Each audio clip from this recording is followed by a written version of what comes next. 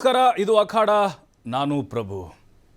ಇಡೀ ಜಗತ್ತೇ ದಂಗಾಗ್ಬಿಟ್ಟಿದೆ. ಯಾಕಂದರೆ ಮಧ್ಯಪ್ರಾಚ್ಯದಲ್ಲಿ ಶುರುವಾಗಿರುವಂಥ ಯುದ್ಧ ಇದೆ ಅಲ್ವಾ, ಆ ಯುದ್ಧದ ಕಾರ್ಮೋಡ ಅದಕ್ಕೆ ಕಾರಣ ಆಗ್ತಾ ಇದೆ. ನೋಡಿ, ಇರಾನ್ ಪತ್ರುಗುಟ್ಟು ಹೋಗ್ಬಿಟ್ಟಿದೆ. ಖಮೇನೆ ಸತ್ತೋದ. ಹೊಸ ನಾಯಕನ ಆಯ್ಕೆ ಕೂಡ ಆಗಿದೆ. ಈಗ ಇರಾನ್ ಸುಮ್ಮನೆ ಕೂತಿದೆಯಾ? ಇಲ್ಲ, ಬುಸುಗುಡುತ್ತೆ, ಬಡಿದೇಳುತ್ತೆ ಅನ್ನುವಂತಹ ಚರ್ಚೆಗಳು ನಡೀತಾ ಇದೆ. ಅಮೇರಿಕ ಮತ್ತು ಇಸ್ರೇಲ್ ಜಂಟಿಯಾಗಿ ಮಾಡಿದಂತಹ ಕಾರ್ಯಾಚರಣೆ, ಹಾಗಾದರೆ ಗುರಿ ತಲುಪಿದ್ರ ಟ್ರಂಪು? ಇವರು ಟಾರ್ಗೆಟ್ ಆಗಿದ್ದು ಯಾರು? ವ್ಯಕ್ತಿನ ಅಥವಾ ದೇಶನ? ನೋಡಿ, ಈಗಾಗಲೇ ದೊಡ್ಡ ಮಟ್ಟದ ಹಾನಿಗಳಾಗಿದೆ. ಅದರಲ್ಲೂ ಖಮೇನಿಯನ್ನು ಏನು ಆ ದಾಳಿಯಲ್ಲಿ ಫಿನಿಶ್ ಮಾಡಿದ್ದು, ಆ ಕಾರ್ಯಾಚರಣೆ ರಣರೋಚಕವಾಗಿತ್ತು. ಮತ್ತು ಖಮೇನಿಯವರು ಹತರಾಗಿದ್ದಕ್ಕೆ ಕೆಲವೊಬ್ಬರು ಸಂಭ್ರಮ ಪಡ್ತಿದ್ದಾರೆ, ಕೆಲವೊಬ್ಬರು ಗೊಳೋ ಅಂತ ಕಣ್ಣೀರು ಹಾಕ್ತಾ ಇದ್ದಾರೆ, ಇವನ್ ನಮ್ಮ ಕರ್ನಾಟಕದಲ್ಲೂ ಕೂಡ. ಆದರೆ ಈಗ ಈ ಯುದ್ಧದಿಂದ ಆಗುವಂಥ ಮುಂದಿನ ಪರಿಣಾಮಗಳೇನು? ಆರ್ಥಿಕತೆ ಮೇಲೆ ಪರಿಣಾಮ ಬೀರುತ್ತಾ? ಜಾಗತಿಕವಾಗಿ ಅದರಲ್ಲೂ ನಮ್ಮ ಭಾರತದ ಮೇಲೆ ಏನು ಎಫೆಕ್ಟ್ ಆಗುತ್ತೆ? ಯಾವ ಬೆಲೆಗಳೆಲ್ಲ ಜಾಸ್ತಿ ಆಗುತ್ತೆ? ತೈಲ ಉತ್ಪನ್ನ ಕಂಪ್ಲೀಟಾಗಿ ಬಂದ್ ಆಗುತ್ತಾ? ಭಾರತದ ಮುಂದೆ ಇರುವಂಥ ಆಯ್ಕೆಗಳೇನು? ನಾವು ಯಾರಿಗೆ ಸಪೋರ್ಟ್ ಮಾಡಬೇಕಂದ್ರೆ ಭಾರತೀಯರ ಒಂದು ಸಪೋರ್ಟು ಯಾರ ಪರವಾಗಿ ನಿಲ್ಲುತ್ತೆ? ರಷ್ಯಾ, ಚೀನಾ ಈಗ ಇರಾನ್ ಪರವಾಗಿ ಬರ್ತಾವ. ಮುಸ್ಲಿಂ ಕಂಟ್ರಿಗಳೇ ಯಾಕೆ ಇರಾನ್ ಜೊತೆಗೆ ಬರ್ತಾ ಇಲ್ಲ? ಕುವೈತು, ಕತಾರು, ಜೊತೆಗೆ ಬಹರೇನ್ ಆಗಿರ್ಬೋದು, ಅಬುದಾಬಿ ಆಗಿರ್ಬೋದು, UAE ಆಗಿರ್ಬೋದು, ಸೌದಿ ಆಗಿರ್ಬೋದು, ಇವೆಲ್ಲವನ್ನು ನೋಡ್ತಾ ಇದ್ದೀವಿ ನಾವು. ಅಂದರೆ ಗಲ್ಫ್ ರಾಷ್ಟ್ರಗಳು ಅಥವಾ ಕೊಲ್ಲಿ ರಾಷ್ಟ್ರಗಳು ಏನಿದ್ದಾವೆ, ಸಮರವನ್ನು ಸಾರದಂಗೆ ಕಾಣಿಸ್ತಾ ಇದೆ. ಹಾಗಾದರೆ ಜಗತ್ತಿನಲ್ಲಿ ಮುಸ್ಲಿಂ ರಾಷ್ಟ್ರಗಳು ಒಂದಾಗಿ ಅಮೇರಿಕಾಗೆ ತಕ್ಕ ಪಾಠವನ್ನು ಕಲಿಸ್ತಾವ? ಖಮೇನಿ ಖತಮ್ ಆದರೆ ಕೆಲಸ ಮುಗಿದಂಗೆನಾ, ಅಥವಾ ಮುಂದಿದೆನಾ ಅಮೇರಿಕಾಗೆ ಮಾರಿ ಹಬ್ಬ? ಇದೆಲ್ಲದರ ಬಗ್ಗೆ ಚರ್ಚೆ ಮಾಡಲಿಕ್ಕೆ ನಮ್ಮ ಜೊತೆಗೆ ಅತಿಥಿಗಳು ಜಾಯ್ನ್ ಆಗ್ತಿದ್ದಾರೆ. ಅವ್ರನ್ನ ಕಾರ್ಯಕ್ರಮಕ್ಕೆ ಸ್ವಾಗತ ಮಾಡ್ತಾ ಇದ್ದೀನಿ. ಬಹರೇನಿಂದ ನಮ್ಮ ಕನ್ನಡಿಗರು ಸಫ್ವಾನ್ ಅಂತ ಜಾಯ್ನ್ ಆಗ್ತಿದ್ದಾರೆ. ಸಫ್ವಾನ್ ಅವರು, ನಮಸ್ಕಾರ ನಿಮಗೆ. ನಮಸ್ತೆ. ನಮಸ್ತೆ. ಆರಾಮಿದ್ದೀರಾ? ಹುಷಾರಾಗಿದ್ದೀರಾ? ಆರಾಮ ಅಂತ ಹೇಳುವಂತ ಒಂದು ಪರಿಸ್ಥಿತಿ ಸದ್ಯಕ್ಕೆ ಇಲ್ಲ ಅಂತ ಹೇಳ್ಬೋದು. ಬರ್ತೀನಿ ಸಫ್ವಾನ್ ಅವರೇ, ಮತ್ತೆ ನಿಮ್ಮ ಹತ್ರ ಬರ್ತೀನಿ, ಮಾತಾಡ್ತೀನಿ. ಲೆಫ್ಟಿನೆಂಟ್ ಕರ್ನಲ್ ಆಗಿರುವಂಥ ಸುನಿಲ್ ಅವರು ಜಾಯ್ನ್ ಆಗ್ತಿದ್ದಾರೆ. ಸರ್ ನಮಸ್ತೆ, ಕಾರ್ಯಕ್ರಮಕ್ಕೆ ಸ್ವಾಗತ. ನಮಸ್ಕಾರ. ಎಸ್ ಸರ್, ಬರ್ತೀನಿ ಸರ್ ವಾಪಸ್ಸು. ಸಫ್ವಾನ್ ಹೇಳ್ತಾ ಇದ್ರಿ, ಈಗ ಬಹರೇನಲ್ಲಿ ಪರಿಸ್ಥಿತಿ ಹೆಂಗಿದೆ? ಬಾಂಬ್ ದಾಳಿ, ಮಿಸೈಲ್ ಅಟ್ಯಾಕ್ ಏನಾದರೂ ಸೌಂಡ್ ಕೇಳಿಸ್ತಾ ಇದೆಯಾ? ತಾವು ಹುಷಾರಾಗದಂಥ ಜಾಗದಲ್ಲಿ ಇದ್ದೀರಾ? ಆಕ್ಚುಲಿ ನಾನು ಈ ಲೈವ್ ಗೆ ಬಂದು ಜಾಯಿನ್ ಆಗುವಾಗ್ಲೇ ದೊಡ್ಡ ಮಟ್ಟದ ಸೈರನ್ ಮೊಳಗಿತ್ತು. ಓಕೆ. ಸೊ ಕಂಟಿನ್ಯೂಸ್ಲಿ ಅಟ್ಯಾಕ್ ಆಗ್ತಾ ಇದೆ. ಅಂದ್ರೆ ನೋಡಿ, ನಾವು ನಿನ್ನೆ 10 ಗಂಟೆ ಬೆಳಿಗ್ಗೆ ಸ್ಟಾರ್ಟ್ ಆಗುವಾಗ ನಮ್ಗೆ ಅಷ್ಟೊಂದು ದೊಡ್ಡ ಅದರ ಒಂದು ಇದು ನಮ್ಗೆ ಇರ್ಲಿಲ್ಲ, ಅದರ ಒಂದು ಎಫೆಕ್ಟಿವ್ ನಮ್ಗೆ ಗೊತ್ತಾಗಿರ್ಲಿಲ್ಲ. ಓಕೆ. ಯಾವಾಗ ಅವರು ಏನು ಅಮೆರಿಕನ್ ಸೇನಾ ನೆಲೆಯನ್ನು ಬಿಟ್ಟು ಬಹ್ರೈನ್ ನ ಕೆಲವೊಂದು ಪ್ರತಿಷ್ಠಿತ ಐಷಾರಾಮಿ ಹೋಟೆಲ್ಗಳ ಮೇಲೆ ಕೂಡ ದಾಳಿ ಮಾಡ್ಲಿಕ್ಕೆ ಶುರು ಮಾಡಿದ್ರು, ಸ್ವಾಭಾವಿಕವಾಗಿ ನಮ್ಮ ಮನಸ್ಸಿನಲ್ಲಿ ದೊಡ್ಡ ಮಟ್ಟದ ಆತಂಕ, ಇನ್ನೇನ್ ಆಗ್ಬಹುದು ಅನ್ನುವಂತ ಒಂದು ಚಿಂತೆ ನಮ್ಮನ್ನು ಆವರಿಸಿದೆ. ಸೊ ಆಬ್ವಿಯಸ್ಲಿ ನೋಡಿ, ನಮ್ಗೆ ಈ ಆಕ್ಚುಲಿ ಯುದ್ಧಗಳನ್ನೆಲ್ಲ ನಾವು ಟಿವಿಗಳಲ್ಲಿ ಮಾತ್ರ ನೋಡ್ತಾ ಇದ್ದದ್ದು, ಕಟ್ಟಡಗಳು ಉರುಳೋದು, ಮಿಸೈಲ್ಗಳು ಬರುವುದಂತೆ ಅಂತ. ನನ್ನ ಕಣ್ಣ ಮುಂದೆ ನಿನ್ನೆ ಒಂದು ಇಡೀ ದಿನವನ್ನು ನಾನು ಕೂಡ ಒಂದು ಯುದ್ಧ ಪೀಡಿತ ಅದರಲ್ಲಿ ಸಂಪೂರ್ಣವಾಗಿ ಸಫರ್ ಆಗಿರುವಂತಹ ವ್ಯಕ್ತಿಗಳ ತುಂಬಾ ಇದ್ದಾರೆ ಇಲ್ಲಿ. ಸೊ ನಾವು ಅದನ್ನು ಕಣ್ಣಾರೆ ನೋಡಿದ್ದೇವೆ. ನಮ್ಮ ಕಟ್ಟಡಗಳ ಮೇಲೆ ಮಿಸೈಲ್ಗಳು ಹಾದು ಹೋಗುವುದು, ಅದನ್ನು ಒಡೆದುರುಳಿಸುವುದು, ಕೆಲವೊಂದು ಹಾನಿಗೀಡಾಗುವುದು, ಕೆಲವೊಂದು ಡೈರೆಕ್ಟ್ ಹೋಗಿ ಟಾರ್ಗೆಟ್ ಗೆ ಬಿದ್ದು ಅಲ್ಲಿ ದೊಡ್ಡ ಮಟ್ಟದ ಹೊಗೆ ಇದಾಗುವುದು, ಅಲ್ಲಿ ಬೆಂಕಿಯ ಜ್ವಾಲೆ ನಮ್ಮ ಕಣ್ಣಿಗೆ ಕಾಣುವುದು. ಸೊ ಇದೆಲ್ಲವನ್ನು ನೋಡುವಾಗ ಯಾಕೆ ಈ ತರ ಆಗ್ತಾ ಇದೆ? ಇರಾನ್ಗೆ ಆಕ್ಚುಲಿ ಮತ್ತೊಂದು ವಿಷಯ ಗಮನಿಸಬೇಕು. ಇರಾನ್ಗೆ ಆಕ್ಚುಲಿ ಟಾರ್ಗೆಟ್ ಗಲ್ಫ್ ಕಂಟ್ರಿ ಅಲ್ಲವೇ ಅಲ್ಲ.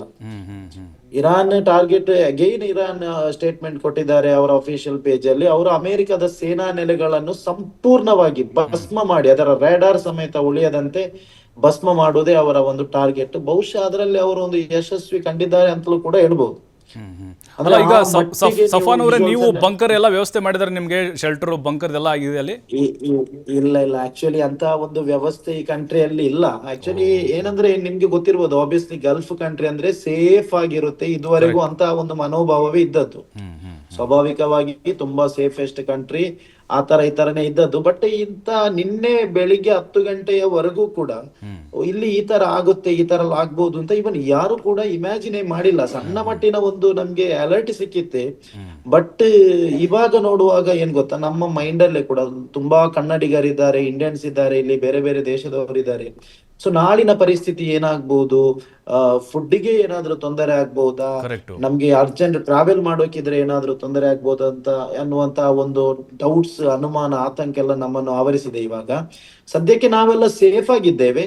ಆದ್ರೂ ಕೂಡ ನೋಡಿ, ನಮ್ಮ ಕುಟುಂಬಿಕರು ಊರಲ್ಲಿರುವುದು, ಹೆಂಡತಿ ಮಕ್ಕಳು, ತಂದೆ ತಾಯಿ ಎಲ್ಲ, ಅವರೆಲ್ಲ ತುಂಬಾನೇ ಆತಂಕಕ್ಕೀಡಾಗ್ತಾ ಇದ್ದಾರೆ. ಅಂದ್ರೆ ನೀವು ಇಮ್ಯಾಜಿನ್ ಮಾಡಿ, ಅವರು ಕಲಿಸುವ ಮಿಸೈಲ್ ಅಪ್ಪಿತಪ್ಪಿ ಏನಾದ್ರೂ ನಾವಿರುವ ಜನ ವಸತಿ ಇರುವಂತಹ ಪ್ರದೇಶಕ್ಕೆ ಬಿದ್ರೆ ಅದು ಸಂಪೂರ್ಣವಾಗಿ ಸುಟ್ಟು ಕರಗಳಾಗ್ಬೋದು. ಏನಂದ್ರೆ ಅಷ್ಟೊಂದು ಪವರ್ಫುಲ್ ಮಿಸೈಲ್ ಗಳನ್ನ ಅವರು ಬಿಡ್ತಾ ಇದ್ದಾರೆ ಅನ್ನುವಂತಹ ಸುದ್ದಿ ಇದೆ. ಅಂದ್ರೆ ಸಫ್ವಾನ್, ಆ ಒಂದು ಭೀಕರತೆಯ ಕ್ಷಣ ಹೇಗಿತ್ತು ಅಂತ ಸ್ವಲ್ಪ ವಿವರವಾಗಿ ಎಕ್ಸ್ಪ್ಲೇನ್ ಮಾಡ್ಬೋದು. ಅಂದ್ರೆ ಆ ಒಂದು ಅದು ಮಿಸೈಲ್ ಅಟ್ಯಾಕ್ ಆಗಿರೋದು, ಅದಾದ್ಮೇಲೆ ಸೌಂಡ್ ಬಂದಿರೋದು, ಆಮೇಲೆ ಚೀರಾಟ ಕೂಗಾಟ ಇದು ಕೇಳಿಸ್ತಾ ನಿಮ್ಗೆ? ಹಬ್ಬಬ್ಬ, ಅದು ಹೇಳಿ ಪ್ರಯೋಜನ ಇಲ್ಲ. ನಾವು ಏನು ಅದು ಶಬ್ದ ಕೇಳುವಾಗ ಫ್ಲಾಟ್ ಇಂದ ಹೊರಗಡೆ ಓಡಿ ಹೋಗ್ತೀವಿ, ಅದೇ ಸ್ಪೀಡ್ ಅಲ್ಲಿ ನಮ್ಮನ್ನು ಮತ್ತೆ ನಾವು ಒಳಗಡೆ ಬರ್ತೀವಿ. ಅಂದ್ರೆ ಅಷ್ಟು ದೊಡ್ಡ ಭಯಾನಕ ಶಬ್ದ ಅದು. ಸೊ ಅದು ಎಷ್ಟರ ಮಟ್ಟಿಗೆ ಹಾನಿ ಮಾಡ್ಬೋದಂದ್ರೆ, ಬಹುಶಃ ಆ ಅಮೆರಿಕನ್ ಸೇನಾ ನೆಲೆ ಬಹುಶಃ ಅಲ್ಲಿ ಸಂಪೂರ್ಣವಾಗಿ ಭಸ್ಮ ಆಗಿರ್ಬಹುದು. ಅಲ್ಲಿ ಏನು ಉಳಿದಿರ್ಲಿಕ್ಕೆ ಸಾಧ್ಯ ಇಲ್ಲ. ಮಾತ್ರ ಅಲ್ಲಿ ಯಾರು ಜನ ಇರ್ಲಿಲ್ಲ.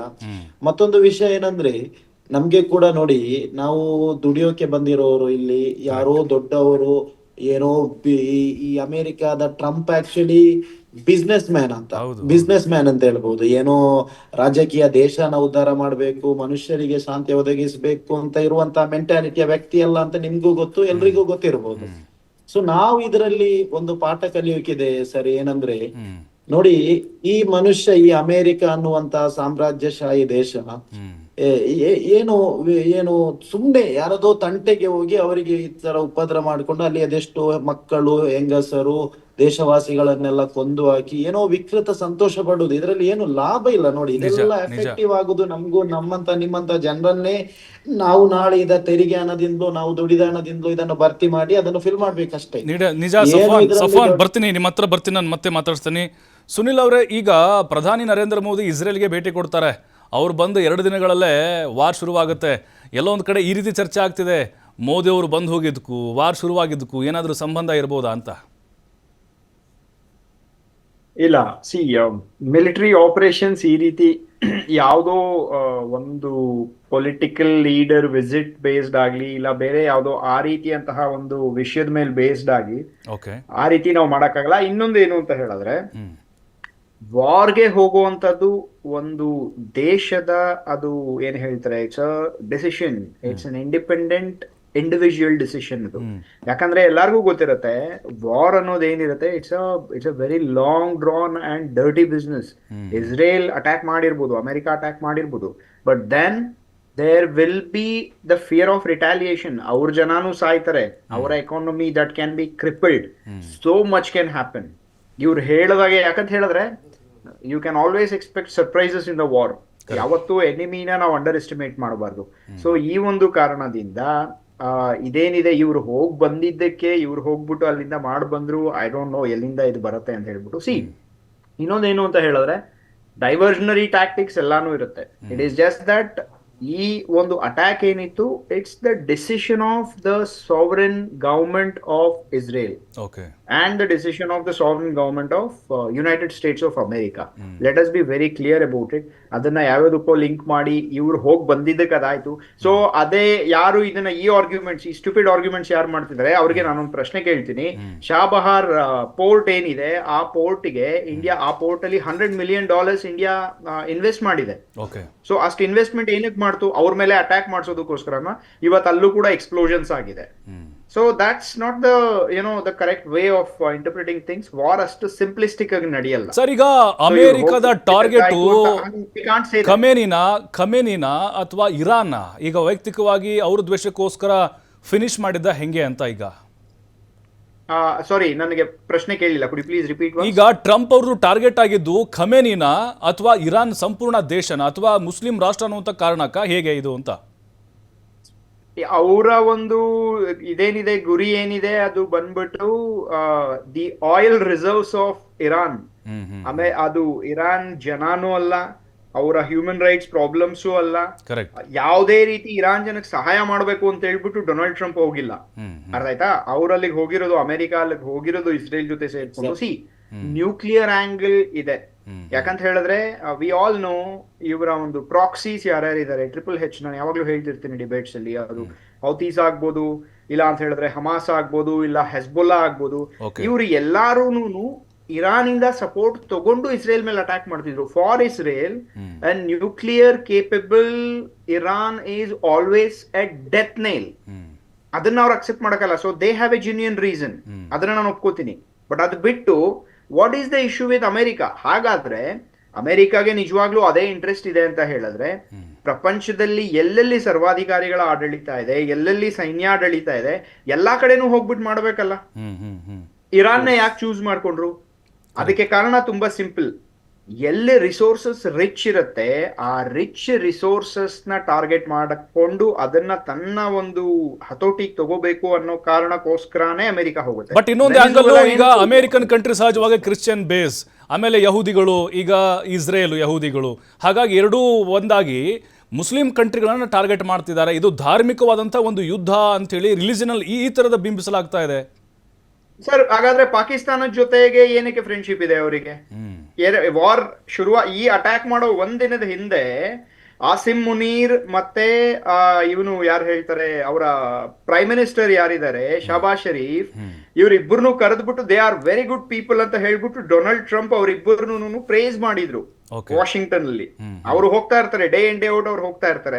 ಪಾಕಿಸ್ತಾನ್ ಕೂಡ ಇಟ್ಸ್ ಅನ್ ಇಸ್ಲಾಮಿಕ್ ಕಂಟ್ರಿ. ಅವ್ರ ಜೊತೆ ಅವ್ರ ಮೇಲೆ ಏನಕ್ಕೆ ಅಟ್ಯಾಕ್ ಮಾಡಿಲ್ಲ? ಹಂಗಾದ್ರೆ these are all kind of ಯಾರ್ಯಾರು ಈಗ ಇದನ್ನ ಈ ರೀತಿ ನ್ಯೂಸ್ ಯಾರು ಸ್ಪ್ರೆಡ್ ಮಾಡಕ್ ಟ್ರೈ ಮಾಡ್ತಿದಾರಲ್ಲ, they have no clue of what is happening on the ground.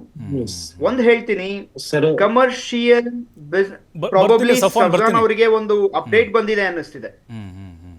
ಸಫಾನ್ ಏನೋ ತೋರಿಸ್ತಾ ಇದ್ರೆ ಮೊಬೈಲ್ ಅಲ್ಲಿ. ಆಕ್ಚುಲಿ ನಾನು ಮೊಬೈಲ್ ಅಲ್ಲಿ ಇವಾಗ ತೋರಿಸ್ತಾ ಇರೋದು, ಇವಾಗ ಬಂದಿರೋದು ಅದು ಸೈರನ್ ಮೊಳಗ್ತಾ ಇದೆ, ಏನೋ ಎಮರ್ಜೆನ್ಸಿ ನಮ್ಗೆ ಅಲರ್ಟ್ ಕೊಡ್ತಾ ಇದ್ದಾರೆ. ಇದು ಬಂದಾಗ್ಲೇ ಇಮಿಡಿಯೇಟ್ಲಿ ಅಲ್ಲಿ ಇದಾಗುತ್ತೆ, ಏನೋ ಅಟ್ಯಾಕ್ ಆಗುತ್ತೆ, ಮಿಸೈಲ್ ಅಟ್ಯಾಕ್ ಆಗುತ್ತೆ. ಅಲರ್ಟ್ ಮೆಸೇಜ್ ಬಂತೀಗ ನಿಮ್ಗೆ? ಇವಾಗ ಮೆಸೇಜ್ ಬಂತು ಜಸ್ಟ್ ನಮ್ಗೆ, ಇಲ್ಲಿನ ಗವರ್ಮೆಂಟ್ ಇಂದ ಮೆಸೇಜ್ ಬಂತು, ಈ ತರ ಇವಾಗ ಇದಾಗುತ್ತೆ ಅಂತ. ಅಂದ್ರೆ ಅದು ಬರ್ತಾ ಇರ್ತದೆ ಮಿನಿಸ್ಟ್ರಿ ಆಫ್ ಇಂಟೀರಿಯರ್ ಇಂದ. The siren has been sounded due to a hazard. We argue citizens and residents to remain calm and proceed to the nearest safe location. Avoid obstructing main roads unless necessary for. ಈ ಕಡೆ camera ಕಡೆ ತೋರಿಸ್ಬಿಡಿ, ನಿಮ್ದೇ zoom ಇದೆ ನೋಡಿ. Correct. ಇದು Arabic ಅಲ್ಲಿ ಮತ್ತೆ English ಅಲ್ಲಿ ಬರ್ತಾ ಇದೆ. ಮತ್ತೆ ಇವಾಗ ಸ್ವಲ್ಪ ಮುಂಚೆ ಅವರು ಎಕ್ಸ್ಪ್ಲೈನ್ ಮಾಡ್ತಾ ಇದ್ರಲ್ಲ, ಬ್ರಿಲಿಯಂಟ್ ಅವರ ವಿಶ್ಲೇಷಣೆ. ಆಕ್ಚುಲಿ ಇದು ಇಂಟರ್ನ್ಯಾಷನಲ್ ಮೀಡಿಯಾದಲ್ಲೂ ಕೂಡ ಮಾತನಾಡೋದು ಇದೇ ರೀತಿ, ಎಕ್ಸ್ಟ್ರೀಮ್ ಲೆವೆಲ್ ಅವರ ಏನು ವಿಶ್ಲೇಷಣೆ. ಈ ಮುಂಚೆ ಅವ್ರು ಮಾತನಾಡ್ತಾ ಇದ್ರಲ್ಲ, ಯಾರೋ ಒಬ್ರು ಗೆಸ್ಟ್, ಸುನಿಲ್ ಅವರು, ಕರ್ನಲ್ ಅವರು. Definitely appreciated. ಇಂತಹ ಒಂದು ವಾಸ್ತವ ಏನು ಫ್ಯಾಕ್ಟ್ ವಿಷಯದ ಬಗ್ಗೆ ಮಾತನಾಡುವವರು ಈ ತರ ನ್ಯೂಸ್ ಪ್ಯಾನಲ್ ಗೆ ಬರಬೇಕು. ಅಂದ್ರೆ ಏನೋ ನಮ್ಗೆ ಬಾಯಿಗೆ ಬಂದ ತರ ಮಾತನಾಡಿದ್ರೆ ಅದು ಜನರನ್ನು ಹಾದಿ ತಪ್ಪಿಸುವಂತ ಒಂದು ಇದಾಗುತ್ತೆ ನೋಡಿ. ಡೆಫಿನೆಟ್ಲಿ ಅಲ್ಲ, ಸಫಾನ್ ಅವರೀಗ ಇರಾನ್ ಅಲ್ಲಿ ಈಗ ಶಿಯಾ ಮುಸ್ಲಿಂ, ಅಲ್ಲಿ ಕೆಲವೊಂದಿಷ್ಟು ಕಾನೂನುಗಳು, ಅಲ್ಲಿ ಜನಸಾಮಾನ್ಯರಿಗೆ ತೊಂದರೆ ಆಗ್ತಾ ಇದೆ, ಮಹಿಳೆಯರಿಗೆ ಫ್ರೀಡಮ್ ಇಲ್ಲ, ದೌರ್ಜನ್ಯಗಳಾಗ್ತಿದೆ, ಈತ ಸರ್ವಾಧಿಕಾರಿ, ಹಾಗಾಗಿ ಅಲ್ಲಿಯ ಕೆಲವು ಮುಸ್ಲಿಮರೇ ಸಂಭ್ರಮ ಪಡ್ತಿದ್ದಾರೆ ಅನ್ನೋ ಸುದ್ದಿ ಬರ್ತಾ ಇದೆ, ಕುಣಿದು ಕುಪ್ಪಳಿಸ್ತಿದ್ದಾರೆ ಅಂತ ಹೇಳಿ. ನೋಡಿ ಆಕ್ಚುಲಿ ಪ್ರತಿ ಒಂದು ದೇಶದಲ್ಲೂ ಕೂಡ 100% ಸಪೋರ್ಟಿವ್ ಪ್ರೈಮ್ ಮಿನಿಸ್ಟರ್ ಯಾರು ಇರಲ್ಲ. ಇವಾಗ ನಮ್ಮ ಇಂಡಿಯಾದಲ್ಲಿ ನೋಡಿದ್ರೆ ಎಲ್ಲರೂ 100% ಮೋದಿ ಅವರಿಗೆ ಸಪೋರ್ಟ್ ಮಾಡೋದಿಲ್ಲ.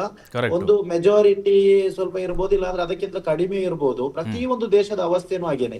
ಇಲ್ಲಿ ಆಕ್ಚುಲಿ ನಾವು ಆಲೋಚನೆ ಮಾಡ್ಬೇಕಾಗಿರೋದು, ನಾನು ಆಸ್ ಎ ಇಂಡಿಯನ್, ನಾವು ಭಾರತೀಯನಾಗಿ ಒಂದು ಮಾತು ಹೇಳ್ತೇನೆ, ನಾವು ಖಂಡಿತವಾಗಿಯೂ ಇರಾನ್ ನಾಯಕರ ಸಾವನ್ನು ಸಂಭ್ರಮಿಸಲೇಬಾರದು. ಯಾಕೆಂದ್ರೆ ನಿಮ್ಗೊಂದು ವಿಷಯ ಗೊತ್ತಾ, ಅಪ್ಪಿ ಕೂಡ ಇರಾನ್ ಎಂದಿಗೂ ಕೂಡ ಭಾರತದ ಮೇಲೆ ದಾಳಿ ಮಾಡ್ಲಿಕ್ಕೆ ಸಾಧ್ಯನೇ ಇಲ್ಲ. ಅದು ಇಂಪಾಸಿಬಲ್. ಅದು ಅಂತ ಒಂದು ಸನ್ನಿವೇಶ ಬರುವುದೇ ಇಲ್ಲ. ಬಟ್ ನಮ್ಮ ದೇಶ ಈಗ್ಲೂ ಕೂಡ ಸ್ವಲ್ಪ ಗುಲಾಮಗಿರಿ ತೋರಿಸ್ತಾ ಇರೋದು ಆ ಏನು ಪಾಪಿ ಇದ್ದಾರಲ್ವಾ, ಏನು ಅಮೆರಿಕ ಅನ್ನುವಂತ ಸಾಮ್ರಾಜ್ಯಶಾಹಿ ದೇಶ, ಅವರಿಗೆ ನಾವು ಗುಲಾಮಗಿರಿ ಮಾಡ್ಲೇಬಾರ್ದು. ನೋಡಿ, ಎಲ್ಲೆಲ್ಲ ಸಂಪತ್ತಿದೆ, ಎಲ್ಲೆಲ್ಲ ಇದಿದೆ, ಅದನ್ನು ಅವರು ಈಸಿಯಾಗಿ ಒಂದು ಅನ್ಯಾಯದ ಮುಖಾಂತರ ಅದನ್ನು ಏನು ಕಬ್ಜಾ ಮಾಡೋಕೆ ಅವರು ಈ ತರ ಮಾಡ್ತಾ ಇರೋದು. ಕರೆಕ್ಟ್. ಏನಿದೆ ಲಾಭ ನೋಡಿ, ಆ ವೆನೆಜುವೆಲಾದ ಪ್ರೆಸಿಡೆಂಟ್ ಅನ್ನು ರಾತ್ರೋರಾತ್ರಿ ಕಟ್ಟಿ ಹಾಕಿಕೊಂಡು ಬಂದು ಹಾಕ್ಲಿಕ್ಕೆ ಏನು ವೆನೆಜುವೆಲಾ ಅಂತ ಒಂದು ರಾಷ್ಟ್ರ ಏನ್ ಮಾಡಿತ್ತು ಅವಾಗ? ಕರೆಕ್ಟ್. ನಾವು ಪ್ರತಿಯೊಂದು ವಿಷಯ ಆಗುವಾಗ ನಾವು ನ್ಯಾಯದ ಕಡೆ ಮಾತನಾಡ್ಬೇಕೇ ಹೊರತು ಏನೋ ಅದು ಮುಸ್ಲಿಂ ರಾಷ್ಟ್ರ, ಏನೋ ಇದು ಕ್ರಿಶ್ಚಿಯನ್ ರಾಷ್ಟ್ರ, ಆ ಒಂದು ಮೈಂಡ್ ಬರ್ಲೇಬಾರ್ದು. ಯಾಕೆಂದ್ರೆ ಪ್ರಪಂಚದಲ್ಲೇ ಒಂದು ಅದ್ಭುತ ಒಂದು ದೇಶ ನಮ್ಮ ಭಾರತ. ನನ್ಗೆ ಸಿಂಪ್ಲಿ ಆಗಿ ಹೇಳ್ಬೇಕಂದ್ರೆ ಒಂಥರ ಸ್ವರ್ಗ ನಮ್ಮ ದೇಶ.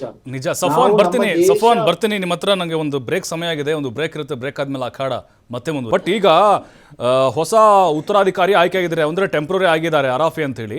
ಬಟ್ ಈಗ ಅವ್ರ ಮಗ ಬದುಕಿದ್ದಾರೆ, ಖಮೇನಿ ಮಗ ಇದ್ದಾರೆ. ಹಾಗಾಗಿ ಅವ್ರು ಸುಮ್ಮನೆ ಕೂರಲ್ಲ, ಇಸ್ರೇಲ್ನ ನುಗ್ಗಿ ಹೊಡಿತಾರೆ, ಸರ್ವನಾಶ ಮಾಡಿಬಿಡ್ತಾರೆ, ಅಷ್ಟು ಸುಲಭವಾಗಿ ಕೈ ಕೊಟ್ಕೊಂಡು ಕೂರಲ್ಲ ಅಂತ ಚರ್ಚೆ ಆಗ್ತಿದೆ. ಅಂದ್ರೆ ಜಗತ್ತಿಗೆ ಕಂಟಕ ಆಗ್ಬೋದಾ ಹೆಂಗೆ ಅಂತ ಈಗ ಇರಾನ್?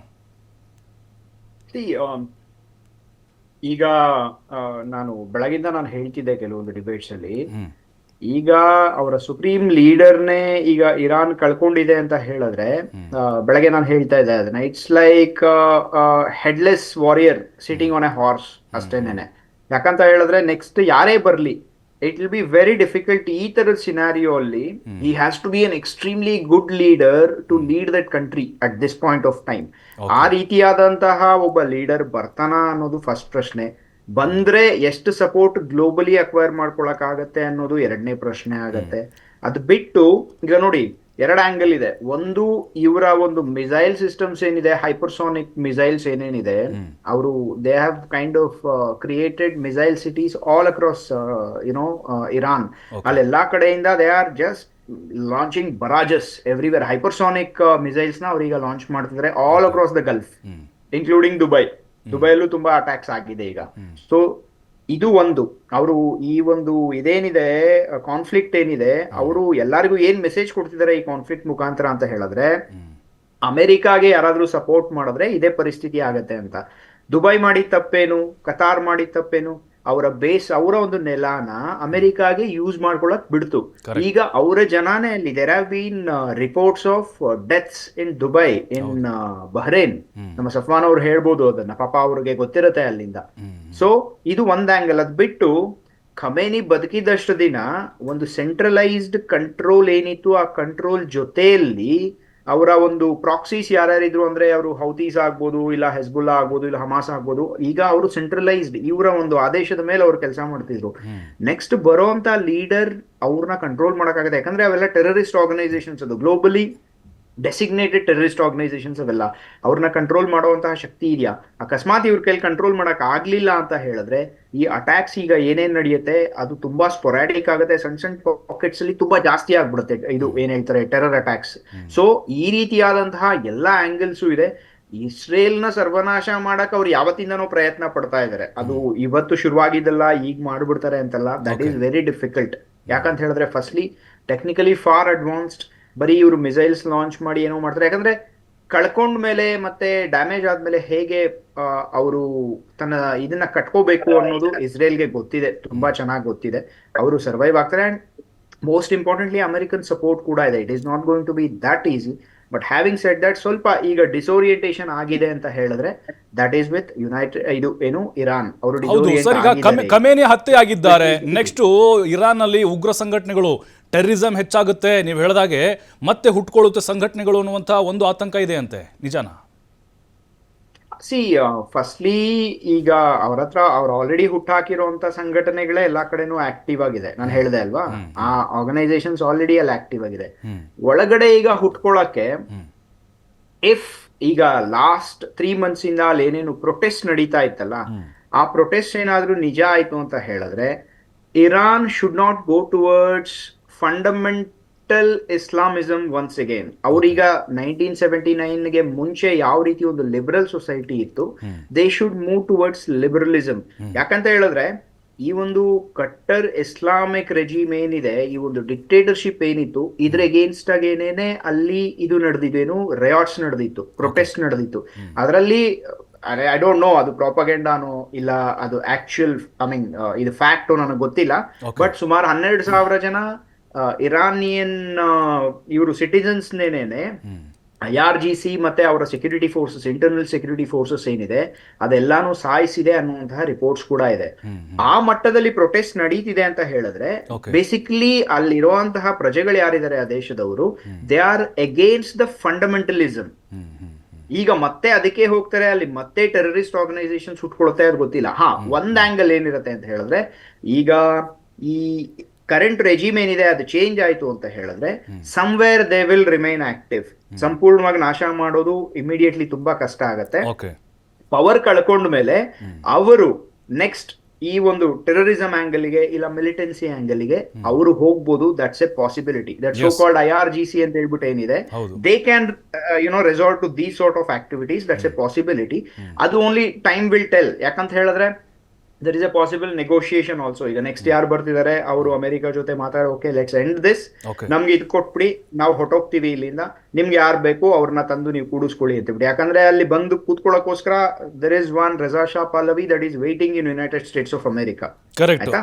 ಸೊ ಇದೆಲ್ಲ ಪ್ಲಾನ್ ಮಾಡಿ ಅವರು ಈ ಅಟ್ಯಾಕ್ ನ ಮಾಡಿದ್ದಾರೆ. ಹೌ ಇಟ್ ಅನ್ಫೋಲ್ಡ್ಸ್, ಯಾವ ಒಂದು ಡೈನಾಮಿಕ್ಸ್ ಇರುತ್ತೆ, that only the time will tell. Sunil sir, ಬರ್ತೀನಿ ನಿಮ್ಮ ಹತ್ರ ಮತ್ತೆ. ಸಫ್ವಾನ್ ಅವರೇ, ಈಗ ಸಫ್ವಾನ್, ಈಗ ಖಮೇನಿ ಅವರು ಅಲ್ಲಿ ಸತ್ತಿದ್ದಾರೆ ಅಂತ ಆಲ್ರೆಡಿ ಕೆಲವು ವರದಿಗಳು ಬರ್ತಾ ಇದೆ.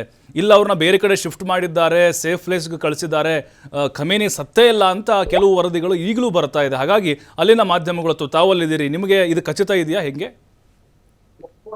ಆಕ್ಚುಲಿ ಸದ್ಯದ ಪರಿಸ್ಥಿತಿಯಲ್ಲಿ ನೋಡಿ, ಅವರು ಸತ್ತಿದ್ದಾರೆ ಅಂತ 100% ಹೇಳೋಕೆ ನಮ್ಮಿಂದ ಸಾಧ್ಯ ಇಲ್ಲ. ಅದೇ ನೀವು ಎಷ್ಟೇ ವಿಜುವಲ್ಸ್ ನೋಡಿದ್ರು, ಅವರ ಜನಾಜ ಕೊಂಡು ಹೋಗಿ ದಫನ ಮಾಡ ಈ ತರ ಎಲ್ಲ ಬರ್ತಾ ಇದೆ. ಬಟ್ ನಾನು 100% ನನ್ಗೂ ಕೂಡ ವಿಶ್ವಾಸ ಇಲ್ಲ. ಯಾಕೆಂದ್ರೆ ನಾಳಿನ ದಿನ ಖುದ್ದು ಖಮೇನಿಯೇ ಬಂದು ಹೇಳ್ಬೋದು ನಾನಿದ್ದೇನೆ ಅಂತ. ಅಂದ್ರೆ ಯುದ್ಧದ ತಂತ್ರಗಾರಿಕೆ ಎಷ್ಟರ ಮಟ್ಟಿಗೆ ಇರ್ಬೋದು, ಅವರ ಬುದ್ಧಿಶಕ್ತಿಯನ್ನು ಯಾವ ರೀತಿ ಉಪಯೋಗಿಸಬಹುದು. ಸೊ ನಾನು ಕೂಡ ಕೆಲವೊಂದು ನ್ಯೂಸ್ ಗಳಲ್ಲಿ ಕೇಳಲ್ಪಟ್ಟೆ, ಬಹುಶಃ ಅವರು ಆ ದೇಶದಲ್ಲೇ ಇಲ್ಲ ಅಂತ ಹೇಳುವಂತಹ ಮಾಹಿತಿ ಕೂಡ ಇದೆ.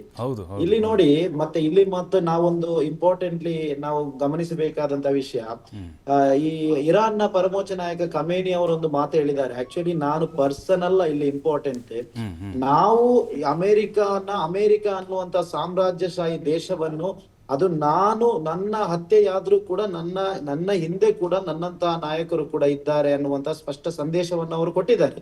ಅದರಲ್ಲಿ ನಾವು ಅರ್ಥ ಮಾಡ್ಬೇಕಾಗಿರೋದು, ಅವರು ಅತಿಯಾದ ನಂತರ ಅವರ ಒಂದು ಇದು ಮುಗಿಯಲ್ಲ. ಇರಾನ್ ಅಷ್ಟು ಬೇಗನೆ ಸೋಲೊಪ್ಪಿಕೊಳ್ಳುವಂತಹ ದೇಶ ಅಲ್ಲ. ಬಹುಶಃ ಇಲ್ಲಿ ಏನಾಗಿದೆ ಅಂದ್ರೆ, ಇವಾಗ ಈ ಅಮೆರಿಕ ಅನ್ನುವಂತ ಈ ದೇಶ ಇದೆಯಲ್ಲ, ಸಾಮ್ರಾಜ್ಯಶಾಹಿ ದೇಶ, ತನ್ನ ಜಗತ್ತನ್ನು ತನ್ನ ಕಪಿಮುಷ್ಟಿಯಲ್ಲಿ ಇಟ್ಟುಕೊಳ್ಬೇಕು ಅನ್ನುವಂತ ಅಲ್ಲ. ಸಫ್ವಾನ್, ಈಗ ಮತ್ತೆ ಬೇರೆ ಬೇರೆ ಇಸ್ಲಾಮಿಕ್ ಕಂಟ್ರಿಗಳು ಯಾಕೆ ಸಪೋರ್ಟಿಗೆ ಬರ್ತಾ ಇಲ್ಲ? ಕತಾರು, ಇರಾಕು, ಬೇರೆ ಬೇರೆ ಕಂಟ್ರಿಗಳು ಯಾಕೆ ಬರ್ತಾ ಇಲ್ಲ? ಹಾಗಾದ್ರೆ ಸಪೋರ್ಟ್ಗೆ ಅಮೆರಿಕ ಜೊತೆ ಕೈ ಜೋಡಿಸಿದ್ದಾರೆ, ಒಳ ಒಪ್ಪಂದ ಮಾಡ್ಕೊಂಡಿದ್ದಾರೆ ಅಂತ, ಅಡ್ಜಸ್ಟ್ಮೆಂಟು.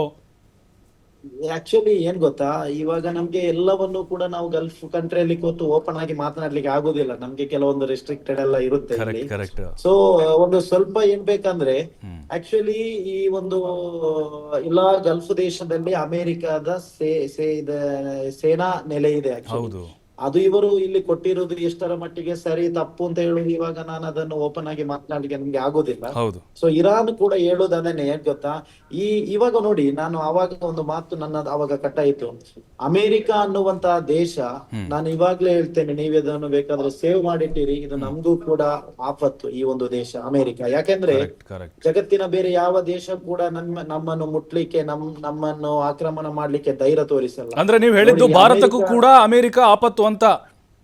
ಡೆಫಿನೆಟ್ಲಿ ಆಪತ್ತು ಮಾಡ್ಬೋದು. ಏನೋ ಒಂದು ತಂಟೆಗೆ ಹೋಗದಂತಹ ಸಣ್ಣ ಸಣ್ಣ ರಾಷ್ಟ್ರಗಳನ್ನು ಅವರು ಅದರ ಪ್ರೆಸಿಡೆಂಟ್ ಗಳನ್ನು ಕಟ್ಟಿ ಹಾಕಿ ಆ ದೇಶವನ್ನು, ಅದರ ಕ್ರೂಡ್ ಆಯಿಲ್ ಇದೆ ಅಲ್ಲಿ ಎನರ್ಜೀಸ್ ಏನು ಸಂಪನ್ಮೂಲ ಇದೆ ಅಂತ ಹೇಳಿ ಅದನ್ನು ಕಬ್ಜಾ ಮಾಡ್ತಾರೆ ಅಂದ್ರೆ ನಮ್ಮ ದೇಶದ ಮಣ್ಣಿಗೂ ಕೂಡ ಎಷ್ಟು ಇದಿದೆ, ಪ್ರಾಮುಖ್ಯತೆ ಇದೆ. ನಿಜ ನಿಜ. ನಾನು ಅರಬ್ ಕಂಟ್ರಿಯಲ್ಲಿ ಇರ್ಬೋದು, ಇಲ್ಲಿ ಆಯಿಲ್ ಇರ್ಬೋದು, ಅದಿರ್ಬೋದು, ಇದಿರ್ಬೋದು. ನಮ್ಮ ಭಾರತ ದೇಶದವನ್ನು ಸ್ವಲ್ಪ ನೀವು ನೋಡಿ, ನಮ್ಮ ಅಂಗಳದಲ್ಲಿ ನಮ್ಮ ದೇಶದಲ್ಲಿರುವಂತಹ ಮಣ್ಣು ಕೂಡ ಎಷ್ಟು ಕೃಷಿಗೆ ಅದು ಅಷ್ಟರ ಮಟ್ಟಿಗೆ ಒಂದು ಜಗತ್ತಿನಲ್ಲಿರುವಂತಹ ಸಂಪದ್ಭರಿತ ದೇಶ ಅಂತ ಹೇಳ್ಬೋದು. ದೇಶ ತುಂಬಾ ದೊಡ್ಡದಿದೆ, ಜನಸಂಖ್ಯೆ ದೊಡ್ಡದಿರೋ ಕಾರಣ ಅಷ್ಟೊಂದು ನಾವು ಗಲ್ಫ್ ಕಂಟ್ರಿ ತರ ಡೆವಲಪ್ಮೆಂಟ್ ಆಗದೆ ಇರಲೂಬಹುದು. ಅದು ಆಕ್ಚುಲಿ ಅಷ್ಟು ಈಸಿ ಕೂಡ ಅಲ್ಲ. ಅಂದ್ರೆ ಆಕ್ಚುಲಿ ನೀವು ಇಮ್ಯಾಜಿನ್ ಮಾಡಿ, ನಾನಿರುವ ಕಂಟ್ರಿಯಲ್ಲಿ ಇರೋದು ಬರೀ 15 ಲಕ್ಷ ಜನ. ಇದೇ 15 ಲಕ್ಷ ಜನದ ಒಂದು ದೇಶ ನಮ್ಮ ಕಂಟ್ರಿಯಲ್ಲಿ ಇದ್ರೆ ಇಡೀ ಜಗತ್ತಲ್ಲಿ ಟಾಪ್ ಅಲ್ಲಿ ಇರ್ತಾ ಇದ್ವಿ ನಾವು. ನಮ್ಮ ನೈಸರ್ಗಿಕ ಆ ಸೌಂದರ್ಯಗಳನ್ನೆಲ್ಲ ಉಪಯೋಗಿಸಿಕೊಂಡು ಅನ್ಬಿಲೀವೇಬಲ್ ಮಾಡ್ತಾ ಇದ್ವಿ. ನಮ್ಮ ದೇಶದ ಜನಸಂಖ್ಯೆ ಎಷ್ಟಿದೆ? more than 100 crore ಇದೆ. ಸೊ ಎಲ್ಲವನ್ನು ನಾವು ಕ್ಯಾಲ್ಕುಲೇಟ್ ಮಾಡುವಾಗ ನಾವು ಯಾವತ್ತಿಗೂ ಕೂಡ ಮತ್ತೊಂದು ವಿಷಯ ಹೇಳ್ತೇನೆ, ಇರಾನ್ ಅಂತ ದೇಶದ ಅವರ ನಾಯಕರ ಏನು ಹತ್ಯೆಯಲ್ಲಿ ನಾವು ಯಾವತ್ತೂ ಕೂಡ ಸಂಭ್ರಮ ಮಾಡ್ಲೇಬಾರದು. ಯಾಕೆಂದ್ರೆ ನಿಜಕ್ಕೂ ಸಫ್ವಾನ್ ಅವರೇ, ಖಂಡಿತ ತಾವು ಹೇಳ್ತಾ ಇರೋದು, ಯಾಕಂದ್ರೆ ಟ್ರಂಪ್ ಅವ್ರ ಮನಸ್ಥಿತಿ ನಮ್ಗೆಲ್ಲರೂ ಕೂಡ ಗೊತ್ತಿದೆ. ಸಫ್ವಾನ್, ನೀವು ಹುಷಾರಾಗಿರಿ, ಸೇಫ್ ಆಗಿರಿ.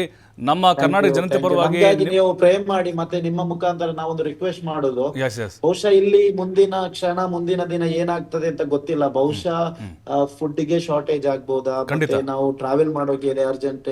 ಸೊ ನಮ್ಗೆ ಆಗಿ ನೀವು ಮಾನ್ಯ ಸಿದ್ದರಾಮಯ್ಯ ಅವರ ಜೊತೆಯಲ್ಲಿ ಮತ್ತೆ ದೇಶದ ಪ್ರಧಾನ ಮಂತ್ರಿಗಳನ್ನು ಅವರಿಗೆ ರಿಕ್ವೆಸ್ಟ್ ಮಾಡುವಂತ ಖಂಡಿತ ಆಗ್ತಾ ಇದೆ. ಹೌದು, ಆ ಪ್ರಕ್ರಿಯೆ ಆಗ್ತಾ ಇದೆ, ಸರ್ಕಾರದ ಗಮನಕ್ಕೆ ತಂದಿದ್ದೇವೆ. ಸಫ್ವಾನ್, ಮತ್ತೆ ತರ್ತೀವಿ. ಎಸ್, ಥ್ಯಾಂಕ್ ಯು, ನಿಮಗೆ ಬೀಳ್ಕೊಡ್ತಾ ಇದ್ದೀನಿ. ಸುನಿಲ್ ಸರ್, ಕೊನೆ ರಿಯಾಕ್ಷನ್ ನಿಮ್ದು. ಎಸ್, ನನ್ನ ಇದು ಸಫ್ವಾನ್ ಅವರಿಗೆ ಒಂದು ಮೆಸೇಜ್ ಕೊಡ್ಬೇಕಿತ್ತು. ಮತ್ತೆ ಅವ್ರ ಮುಖಾಂತರ ಅಲ್ಲಿ ಯಾರ್ಯಾರು ನಮ್ಮ ಭಾರತೀಯರು ಈಗ ರೀಜನಲ್ ಇದಾರೆ, in the region of conflict ಯಾರ್ಯಾರು ಇದಾರೆ ಅವ್ರಿಗೆಲ್ಲ ಒಂದು ಮೆಸೇಜ್ ಕೊಡ್ಬೇಕಿತ್ತು. You are all Indians and you are all in our prayers. ಖಂಡಿತವಾಗ್ಲೂ ನಿಮ್ಗೋಸ್ಕರ ನಾವು ಪ್ರೇಯರ್ ಮಾಡ್ತಾನೆ ಇರ್ತೀವಿ. Don't worry.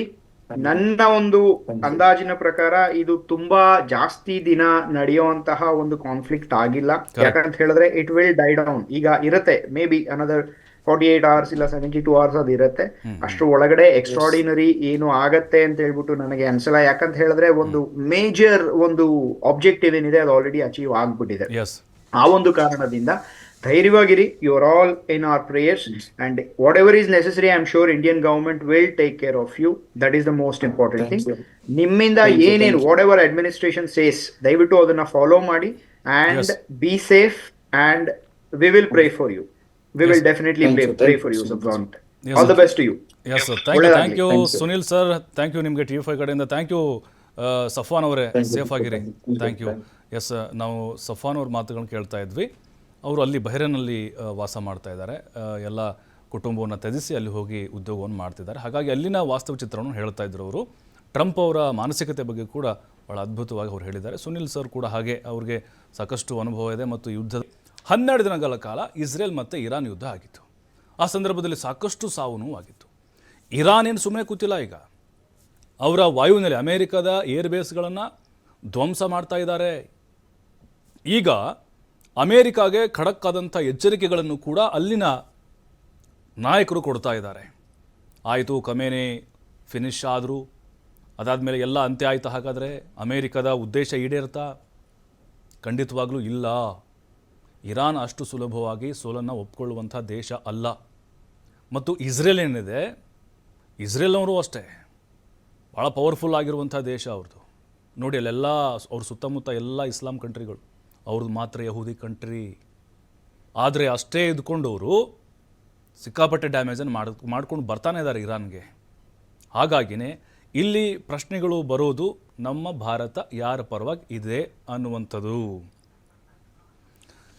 ಅತಿಥಿಗಳು ಜಾಯ್ನ್ ಆಗ್ತಿದ್ದಾರೆ ನಮ್ಮ ಜೊತೆಗೆ. DR ಕೇಶವ್ ಅವರು, ಅರ್ಥಶಾಸ್ತ್ರಜ್ಞರು. ಸರ್ ನಮಸ್ತೆ, ಕಾರ್ಯಕ್ರಮಕ್ಕೆ ಸ್ವಾಗತ. ನಮಸ್ಕಾರ. ಹಾಗೆ ವೆಂಕಟೇಶ್ ನಾಯಕ್ ಅವರು ಇದ್ದಾರೆ, ನಿವೃತ್ತ ಕರ್ನಲ್ ಅವರು. ಸರ್ ನಮಸ್ತೆ, ಕಾರ್ಯಕ್ರಮಕ್ಕೆ ಸ್ವಾಗತ ನಿಮಗೆ.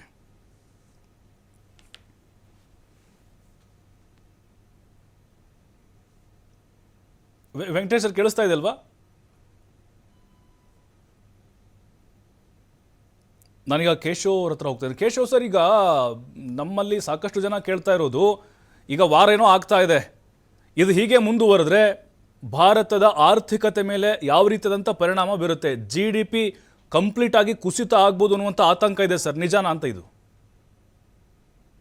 ಇದು ಕೇವಲ ವಿಶ್ವಾದ್ಯಂತ ಇದರ ಪರಿಣಾಮ ಆಗತ್ತೆ. ಅಂದ್ರೆ ವಿಶ್ವದ ಆರ್ಥಿಕತೆ ಕೂಡ ಕುಸಿಯುತ್ತೆ, ಭಾರತದ ಆರ್ಥಿಕತೆ ಕೂಡ ಸ್ವಲ್ಪ ಮಟ್ಟಿಗೆ ಕುಸಿಯುತ್ತೆ. ಓಕೆ ಅದು ನಮಗೆ ಮಾತ್ರ ಸೀಮಿತವಾಗಿ ಆಗುವಂತದ್ದೇನು ಇಲ್ಲ ಇಲ್ಲಿ. ಓಕೆ ಆದ್ರೆ ಈಗ ಏನಂದ್ರೆ, ಈಗ ಹೊರ್ಮುಜ್ ಜಲಸಂಧಿ ಏನಿದೆ, ಪರ್ಷಿಯನ್ ಗಲ್ಫ್ ಮತ್ತೆ ಒಮಾನಿನ ಮಧ್ಯೆ ಏನಿದೆ, ಇದು ಇದರಲ್ಲಿ 30% ಅಷ್ಟು ನಮ್ದು ಆಯಿಲ್ ಟ್ರೇಡ್ ನಡೀತಾ ಇದೆ ಇಷ್ಟು ವರ್ಷಗಳ ಕಾಲ. ಅಂದ್ರೆ ಜಗತ್ತಿನ ಆಯಿಲ್ ನ ಸರಬರಾಜಿನ 30% ಅನ್ನ ಅವ್ರು ಮಾಡ್ತಾ ಇದ್ದಾರೆ, ಆ ಜಲಸಂಧಿ ಮೂಲಕ ಮಾಡ್ತಾರೆ. ಇನ್ನು LNG ಸಪ್ಲೈ ಕೂಡ ಒಂದು 20% ಅಲ್ಲಿಂದ ಆಗತ್ತೆ. ಸೊ ಈಗ ಅಲ್ಲಿ ಯಾವ್ದು ಬರಕ್ ಆಗ್ತಾ ಇಲ್ಲದೆ ಇರೋದ್ರಿಂದ ಏನಾಗಿದೆ ಅಂತಂದ್ರೆ, ಇವರೆಲ್ಲನೂ ಕೇಪ್ ಆಫ್ ಗುಡ್ ಹೋಪ್ ಇಂದ ಬರ್ಬೇಕು. ಸುತ್ಕೊಂಡ್ ಬಂದ್ರೆ 10 ರಿಂದ 14 ದಿನ ಜಾಸ್ತಿ ತಗೊಳುತ್ತದು. ತಗೊಳ್ಳೋದ್ರಿಂದ ಸಹಜವಾಗಿ ದುಬಾರಿ ಆಗತ್ತೆ, ಬೆಲೆ ದುಬಾರಿ ಆಗತ್ತೆ. ಮತ್ತೆ ಮೆರೈನ್ ಇನ್ಶೂರೆನ್ಸ್, ಈ ಯುದ್ಧದ ಸಮಯದಲ್ಲಿ ಇನ್ಶೂರೆನ್ಸ್ ಬೆಲೆಗಳು ಜಾಸ್ತಿ ಆಗತ್ತೆ, ಪ್ರೀಮಿಯಂ ಕಟ್ಟೋದು. ಆದ್ರಿಂದ ಏನಾಗುತ್ತೆ, ನಮ್ಮಂತ ದೇಶಗಳಿಗೆ ಸಹಜವಾಗಿ ಇದರ ಹೊರೆ ಬೀಳುತ್ತೆ, ವಿಶ್ವಕ್ಕೂ ಇದರ ಹೊರೆ ಇದ್ದೇ ಇದೆ. ಈಗ ನೋಡಿ, ಭಾರತದಲ್ಲಿ ನೀವು ಗಮನಿಸಿದ್ರೆ ನಿನ್ನೆನೆ 9% ಹೆಚ್ಚಾಗಿತ್ತು, ನಾಳೆ ಸೋಮವಾರ ಇನ್ನ ಜಾಸ್ತಿ ಆಗ್ಬೋದು. ಬ್ರೆಂಟ್ ಕ್ರೂಡ್ ಆಯಿಲ್ ಅಂತ ಈಗಾಗಲೇ ವಿಶ್ಲೇಷಿಸಿದ್ದಾರೆ, ಅರೌಂಡ್ 77 ಹೋಗಿತ್ತು, $77 ವರೆಗೂ ಹೋಗಿತ್ತು ಒಂದು ಬ್ಯಾರೆಲ್. ಈಗ ಅದು ಕಡಿಮೆ ಆಗಿ ಒಂದು 73-74 ಸ್ಟೆಬಿಲೈಸ್ ಆಗಿದೆ. ಬಟ್ ಇದು ಯುದ್ಧ ಏನಾದ್ರೂ ಹಿಂಗೆ ಮುಂದುವರೆದ್ರೆ, ಒಂದ್ ವೇಳೆ $100 ಅಷ್ಟು ಒಂದು ಬ್ಯಾರೆಲ್ಗೆ ಆದ್ರೂ ಸಹ ಇದರಿಂದ ಇಡೀ ವಿಶ್ವದ ಆರ್ಥಿಕತೆ ಒಂದು 0.3 ರಿಂದ 0.4% ಕುಸಿಬಹುದು. ಅಂದ್ರೆ ಯಾವಾಗ ಒಂದು $10 ಹೆಚ್ಚಾದ್ರೆ, ನಮ್ದು ಪೆಟ್ರೋಲ್ ಇದು ಬ್ರೆಂಟ್ ಕ್ರೂಡ್ ಆಯಿಲ್ ಪ್ರೈಸಸ್ $10 ಹೆಚ್ಚಾದ್ರೆ 0.3 ರಿಂದ 0.4% ಅಷ್ಟು GDP ಕುಸಿತ ಆಗತ್ತೆ. ಮತ್ತೆ ಹಣದುಬ್ಬರ ಕೂಡ ಅಷ್ಟೇ ಜಾಸ್ತಿ ಆಗತ್ತೆ ಅಲ್ಲಿ. ಈಗ ಏನಾಗತ್ತೆ ಗಮನಿಸಿ, ಯುದ್ಧ ಆದಾಗ ಕೆಲವು ದೇಶಗಳಿಗೆ ಇದರಿಂದ ಲಾಭ ಕೂಡ ಆಗುತ್ತೆ. ನಾವು ಬರೀ ನಷ್ಟದ ಬಗ್ಗೆ ಮಾತಾಡ್ತಿರ್ತೀವಿ. ಆದ್ರಿಂದ ಇದು ಜಗತ್ತಿನ ಕೆಲವು ವ್ಯಕ್ತಿಗಳು ಯಾವಾಗ್ಲೂ ಏನ್ ಮಾಡ್ತಿರ್ತಾರೆ, ಯುದ್ಧವನ್ನ ಪ್ರಚೋದಿಸ್ತಿರ್ತಾರೆ. ಈಗ ಈ ತರದ ಆಯಿಲ್ ಕಂಪನಿಗಳಿದೆಯಲ್ಲ, ಎನರ್ಜಿ ಕಂಪನಿಗಳು, ಈ ಡಿಫೆನ್ಸ್ ಪೂರೈಕೆ ಮಾಡ್ತಾರಲ್ಲ ಇಂಥವ್ರಿಗೆ, ಈ ಹಡಗು ಇದು ಮಾಡೋರ್ಗೆ, ಮತ್ತೆ ಇವರೆಲ್ಲನೂ ಇವ್ರಿಗೆ ಲಾಭ ಆಗ್ತಿರುತ್ತೆ. ಆದ್ರೆ ನಮ್ಮಂತ ದೇಶಗಳಿಗೆ ಈಗ ಡಾಲರ್ ಇವಾಗ್ಲೂ ಗೈನ್ ಆಗತ್ತೆ ನೋಡಿ, ಇಂಥ ಸಂದರ್ಭದಲ್ಲೂ ಡಾಲರ್ ಗೈನ್ ಆಗುತ್ತೆ, ಗೋಲ್ಡ್ ಕೂಡ ಬೆಲೆ ಜಾಸ್ತಿ ಆಗ್ತಾ ಹೋಗುತ್ತೆ. ಸೊ ಹೆಂಗೋ ಒಂದ್ ಸ್ವಲ್ಪ ನಮ್ಮಲ್ಲಿ ಸ್ಟೇಬಲ್ ಆಗಿ 1.5 ಲಕ್ಷಕ್ಕೆ ಸ್ಟೇಬಲ್ ಆಗತ್ತೆ ಅಂತ ಅನ್ಕೊಳ್ತಾ ಇದ್ವಿ. ಈಗಾಗ್ಲೇ ಅದು ಮತ್ತೆ ನಾಗಲೋಟ ಮುಂದುವರಿಸುತ್ತೆ. ಸರ್, ಅದಕ್ಕೆ ನಾನು ಆಡ್ ಮಾಡ್ತೀನಿ ಸರ್. ಗೋಲ್ಡ್ ರೇಟ್ ಏನೋ 2 ಲಕ್ಷ ಹೋಗುತ್ತೆ ಅಂತ ಈ ಯುದ್ಧ ಮುಗಿಯಷ್ಟರಲ್ಲಿ ಅಂತಿದ್ರು ಸರ್. ಹೌದು, ಅದೇಂದ್ರೆ ಯುದ್ಧ ಒಂದ್ ವೇಳೆ 1 ವಾರಕ್ಕಿಂತ ಹೆಚ್ಚಾದ್ರೆ ಅಷ್ಟಾಗಲ್ಲ ಅಂತ ಈಗಾಗಲೇ ಒಂದು ವಿಶ್ಲೇಷಣೆ ಮಾಡ್ತಾ ಇದ್ದಾರೆ. ಒಂದ್ ವೇಳೆ ಅದು 1 ವಾರಕ್ಕಿಂತ ಹೆಚ್ಚಾದ್ರೆ ಖಂಡಿತವಾಗಿಯೂ ಜಾಸ್ತಿ ಆಗ್ತಾ ಹೋಗುತ್ತೆ. ಹಾಗೇನೆ ಈ ಏವಿಯೇಷನ್ ಸೆಕ್ಟರು, ಲಾಜಿಸ್ಟಿಕ್ಸ್ ಮತ್ತೆ ಏನು ಅನಿವಾರ್ಯವಲ್ಲದ ಗ್ರಾಹಕ ಸರಕುಗಳೇನಿರುತ್ತೆ, ಇವುಗಳಿಗೆ ದೊಡ್ಡ ಹೊಡೆತ ಬೀಳುತ್ತೆ. ಹಾಗೇನೆ ಕೆಲವು ಏನಾಗಂದ್ರೆ ಈ ದರ ಸೂಕ್ಷ್ಮ ವಲಯಗಳಿರ್ತವೆ, ಯಾವ್ದೀಗ ರಿಯಲ್ ಎಸ್ಟೇಟ್ ಇರ್ಬೋದು, ಈ ಸ್ಟಾಕ್ ಮಾರ್ಕೆಟ್ ಇರ್ಬೋದು, ಈ ಬ್ಯಾಂಕಿಂಗು, ಇಂಥವೆಲ್ಲವೂ ಒಂದಷ್ಟು, ಮತ್ತೆ ಯಾವ್ದು ಗ್ರಾಹಕರು ಕೊಂಡ್ಕೊಳ್ಳುವಂತ ವಸ್ತುಗಳಿರ್ತಾವಲ್ಲ, ಇವುಗಳಲ್ಲಿ ಒಂದ್ ಸ್ವಲ್ಪ ತೊಂದರೆ ಆಗುವಂತ ಎಲ್ಲಾ ಲಕ್ಷಣಗಳು ಈಗ ಕಾಣಿಸ್ತಾ ಇದೆ ಈಗಾಗಲೇ ಮಾರ್ಕೆಟ್ ಅಲ್ಲಿ. ಈಗ ನೋಡಿ, ಭಾರತಕ್ಕೆ ಬಂದ್ರೆ ಭಾರತದ ಏನು ನಮ್ಗೆ ಮೇಜರ್ ಕಷ್ಟ ಏನು ಅಂತಂದ್ರೆ, ನಾವು 85% ನಮ್ಗೆ ಏನು ನಾವು ಪೆಟ್ರೋಲ್ ಆಯಿಲ್ ಅನ್ನ ಬಳಸ್ತಿದೀವಿ, ಅವುಗಳನ್ನೆಲ್ಲವನ್ನೂ ನಾವು ಬೇರೆ ದೇಶಗಳಿಂದ ನಾವು ಆಮದು ಮಾಡ್ಕೊಳ್ತಾ ಇದೀವಿ. ಸೊ ಬೇರೆ ದೇಶದಿಂದ ಆಮದು ಮಾಡ್ಕೊಳ್ಳುವಾಗ ನಮ್ಗೆ ಅವಾಗ ನಾವು ಮಾತಾಡುವಾಗ $10 ಹೆಚ್ಚಾದ್ರೆ ವಿಶ್ವದ GDP ಹೇಗೆ ಒಂದು 0.3 ರಿಂದ 0.4% ಕಡಿಮೆ ಆಗುತ್ತೆ, ಭಾರತದ GDP ಕೂಡ 0.3% ಕಡಿಮೆ ಆಗ್ಬೋದು. ಈಗ ನಾವು ಹೊಸದು ಇಂಡೆಕ್ಸ್ ಬಂದ ಮೇಲೆ, ಈಗ 2022-23 ಇಂಡೆಕ್ಸ್ ಮಾಡಿದ್ದಾರೆ ಸರ್ಕಾರ. ನಮ್ದು ಏನೋ ಬೇಸ್ ಇಯರ್ ಇದೆಯಲ್ಲ, ಚೇಂಜ್ ಮಾಡೋದು, 10 ವರ್ಷಕ್ಕೆ ಚೇಂಜ್ ಮಾಡ್ಬೇಕಾಗಿತ್ತು, ಮಾಡಿದ್ದಾರೆ. ಆಗ ನಮ್ಗೆ 7.4% ಬೆಳವಣಿಗೆ ದರ ಆಗತ್ತೆ ಅಂತ ಅನ್ಕೊಂಡಿದ್ವಿ. ಅದರಿಂದ 7.1 ಆಗ್ಬೋದು. ಇದು ಒಂದ್ ವೇಳೆ 1 ವಾರಕ್ಕಿಂತ ಹೆಚ್ಚು ಮುಂದುವರೆದ್ರೆ, 1 ವಾರದಿಂದ ಅಥವಾ 15 ದಿನಕ್ಕಿಂತನೂ ಜಾಸ್ತಿ ಮುಂದುವರೆದ್ರೆ ಅಂತ ಒಂದು ಲೆಕ್ಕಾಚಾರ ಇದು. ಇದಕ್ಕಿಂತ ಏನ್ ಮೇನ್ ಅಂದ್ರೆ ಹಣದುಬ್ಬರ ಜಾಸ್ತಿ ಆಗುತ್ತೆ. ಜನಸಾಮಾನ್ಯರಿಗೆ ಎಲ್ಲಿ ಹೊಡೆತ ಬೀಳುತ್ತೆ ಅಂದ್ರೆ, ಈಗ ಒಂದ್ ಸರಿ ನಮ್ ಪೆಟ್ರೋಲ್ ಆಯಿಲ್ ಲೂಬ್ರಿಕೆಂಟ್ಸ್ ಜಾಸ್ತಿ ಆದಂಗೆನೆ ಅದ್ರದ್ದು ಹಣದುಬ್ಬರದ ಮೇಲೆ ಪರಿಣಾಮ ಬೀರುತ್ತೆ. ಈಗ ಭಾರತದಲ್ಲಿ ನಮ್ಮಲ್ಲಿ ತುಂಬಾ ಕಡಿಮೆ ಹಣದುಬ್ಬರ ಇತ್ತು, ಈಗ 2.82% ಇತ್ತು ಹಣದುಬ್ಬರ. ಸರ್, ಈಗ ಪೆಟ್ರೋಲ್ ಡೀಸೆಲ್ ಸಹಜವಾಗಿ ಜಾಸ್ತಿ ಆಗೇ ಆಗುತ್ತೆ. ಈ ಕೆಲವೊಬ್ರು ಕೇಳ್ತಾ ಇದ್ರು, ಜಾಸ್ತಿ ಆಗಿ ಹೌದು ಅಲ್ಲ, ಪೆಟ್ರೋಲ್ ಡೀಸೆಲ್ ಕಂಪ್ಲೀಟ್ ಆಗಿ ಈಗ ನಾವೇನು ಇರಾನ್ ಅವಲಂಬನೆ ಮಾಡ್ಕೊಂಡಿದೀವಿ, ಖಾಲಿ ಆಗ್ಬಿಟ್ರೆ ಮುಂದೆ ಗತಿ ಏನು, ನಮ್ಮಲ್ಲಿ ಸ್ಟಾಕ್ ಇದೆಯಾ, ಅಲ್ಟರ್ನೇಟ್ ಏನು, ರಷ್ಯಾದಿಂದ ತರಿಸ್ಕೊಳ್ತಾ ಇದೆಯಲ್ಲ, ಈ ತರ ಕೇಳ್ತಾ ಇದ್ರು.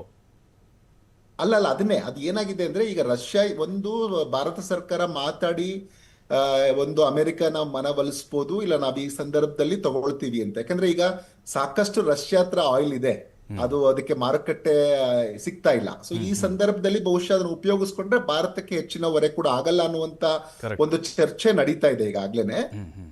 ಒಟ್ಟಾರೆಯಾಗಿ ಏನು ಅಂತಂದ್ರೆ, ಈಗ ನಮ್ಮಲ್ಲಿ ಕರೆಂಟ್ ಅಕೌಂಟ್ ಡೆಫಿಸಿಟ್ ಅಂತ ಏನ್ ನಾವು ಕರಿತೀವಲ್ವಾ, ಅದು ಜಾಸ್ತಿ ಪ್ರೆಷರ್ ಆಗತ್ತೆ. ಒಂದೇನು ಅಂತಂದ್ರೆ, ಈಗ ಡಾಲರ್ಗೆ ಬೇಡಿಕೆ ಹೆಚ್ಚಾಗತ್ತೆ. ಹಣದ ಈಗಾಗಲೇ ನಾವು ಲಾಸ್ಟ್ ಸರಿ ನೋಡಿದ್ವಿ, 92 ರೂಪಾಯಿವರೆಗೂ ಹೋಗ್ಬಿಟ್ಟಿತ್ತು ಒಂದು ಡಾಲರ್ಗೆ. ಸೊ ಈಗ ಅದು ಇನ್ನಷ್ಟು ಸ್ವಲ್ಪ ನಮ್ಮಲ್ಲಿ ರುಪಿಯ ಮೌಲ್ಯ ಕುಸಿತ ಆಗ್ಬೋದು. ಹಂಗಾಗಿ ಆಮದು, ಯಾಕಂದ್ರೆ ಆಮದು ದರಗಳು ಜಾಸ್ತಿ ಆಗತ್ತೆ ನಮ್ಗೆ, ನಾವು ಕೊಡ್ಬೇಕಾಗೋದು. ಈ ಎಲ್ಲ ಕಾರಣಕ್ಕಾಗಿ ನಾವು ಕರೆಂಟ್ ಅಕೌಂಟ್ ಡೆಫಿಸಿಟ್ ಏನು ಬಜೆಟ್ ಮಾಡುವಾಗ ಮಂಡಿಸುವಾಗ ಇಷ್ಟೇ ಇರುತ್ತೆ, ನಾವು ಒಂದು ಪ್ಲಾನ್ ಮಾಡಿ ಮಾಡ್ಕೊಂಡಿರ್ತೀವಿ, ಅದು ಇವಾಗ ಸ್ವಲ್ಪ ಜಾಸ್ತಿ ಆಗುವ ಸಾಧ್ಯತೆಗಳಿದೆ. ಇದ್ರ ಜೊತೆಗೆ ಏನು ಅಂತಂದ್ರೆ, ಇದ್ರ ಮೇಲೆ ಅವಲಂಬಿತ ಆಗಿರುವಂತಹ ಏನು ಏವಿಯೇಷನ್ ಸೆಕ್ಟರ್, ನಿಮ್ಗೆ ನೋಡಿದ್ರೆ ಎಲ್ಲ ವಿಮಾನಗಳನ್ನ ಹೆಚ್ಚು ಕಮ್ಮಿ ಮಿಡ್ಲ್ ಈಸ್ಟ್ ಅಲ್ಲಿ ಇರುವ ಎಲ್ಲ ರಾಷ್ಟ್ರಗಳು ಕ್ಲೋಸ್ ಮಾಡಿದೆ ಅವರವರ ಇದನ್ನ, ಏರ್ಪೋರ್ಟ್ಸ್ ನ ಕ್ಲೋಸ್ ಮಾಡಿದೆ. ಮತ್ತೆ ಯಾವುದು ಆ ಮಾರ್ಗವಾಗಿ ನಾವು ಹೋಗಕ್ಕೂ ಆಗೋದಿಲ್ಲ. ಹಂಗಾಗಿ ಸುತ್ತಿ ಬಳಸಿ ನಾವು ಬೇರೆ ರಾಷ್ಟ್ರಗಳಿಗೆ ಹೋದ್ರೂ ಹೋಗ್ಬೇಕಾಗತ್ತೆ. ಹಂಗಾಗಿ ಅದಕ್ಕೆ ತುಂಬಾ ಲಾಸ್ ಆಗುತ್ತೆ. ಮತ್ತೆ ಪೇಂಟಿನ ಬೆಲೆಗಳು ಜಾಸ್ತಿ ಆಗತ್ತೆ, ಟೈರಿನ ಬೆಲೆ ಜಾಸ್ತಿ ಆಗತ್ತೆ, ಕೆಮಿಕಲ್ಸ್ ಬೆಲೆ ಜಾಸ್ತಿ ಆಗತ್ತೆ, ಸಿಮೆಂಟ್ ಬೆಲೆ ಜಾಸ್ತಿ ಆಗತ್ತೆ. ಆಮೇಲೆ ಈಗ ಯಾವ್ಯಾವ್ದು ನಮ್ಮಲ್ಲಿ MSME ಇದ್ರ ಮೇಲೆ ಪೆಟ್ರೋಲಿಯಂ ಇನ್ಪುಟ್ಸ್ ಮೇಲೆ ಡಿಪೆಂಡ್ ಆಗಿರುತ್ತಲ್ಲ, ಅವುಗಳ ಬೆಲೆನೂ ಜಾಸ್ತಿ ಆಗುತ್ತೆ. ಮತ್ತೆ ಈ ಸಪ್ಲೈ ಚೈನ್ ಡಿಸ್ರಪ್ಟ್ ಆಗೋದ್ರಿಂದ ಬಹುತೇಕ ಜನಜೀವನಕ್ಕೆ ಅದು ಸ್ವಲ್ಪ ಮಾರಕವಾಗಿಯೇ ಪರಿಣಾಮ ಬೀರುತ್ತೆ. ಈಗ ನೋಡಿ, ಏನು ಅಂದ್ರೆ ಸರ್ಕಾರ ಸಬ್ಸಿಡಿ ಕೊಡ್ತಿರೋದ್ರಿಂದ ಫರ್ಟಿಲೈಸರ್ದು ಅಂದ್ರೆ ರೈತರಿಗೆ ಸಂಕಷ್ಟ ಗೊತ್ತಾಗಲ್ಲ. ಈ ಸಂದರ್ಭಗಳಲ್ಲಿ ಈವನ್ ನಮ್ಗೆ ಫರ್ಟಿಲೈಸರ್ ಬೆಲೆ ಕೂಡ ಜಾಸ್ತಿ ಆಗ್ಬಿಡುತ್ತೆ. ಕೇಶವ್ ಸರ್, ಬರ್ತೀನಿ ನಿಮ್ಮ ಹತ್ರ, ಮತ್ತೆ ವಾಪಸ್ ಬರ್ತೀನಿ ಸರ್, ಮಾಹಿತಿ ತೆಗೆದುಕೊಳ್ತೀನಿ. ಒಂದು ಬ್ರೇಕ್ ಸಮಯ ಇದೆ ನನಗೆ, ಒಂದು ಬ್ರೇಕ್ ಇರುತ್ತೆ. ಬ್ರೇಕ್ ಆದ್ಮೇಲೆ ಅಖಾಡ ಮತ್ತೆ ಮುಂದುವರಿಯುತ್ತೆ. ಬ್ರೇಕ್ನ ಬಳಿಕ ಅಖಾಡಕ್ಕೆ ಮತ್ತೆ ಸ್ವಾಗತ.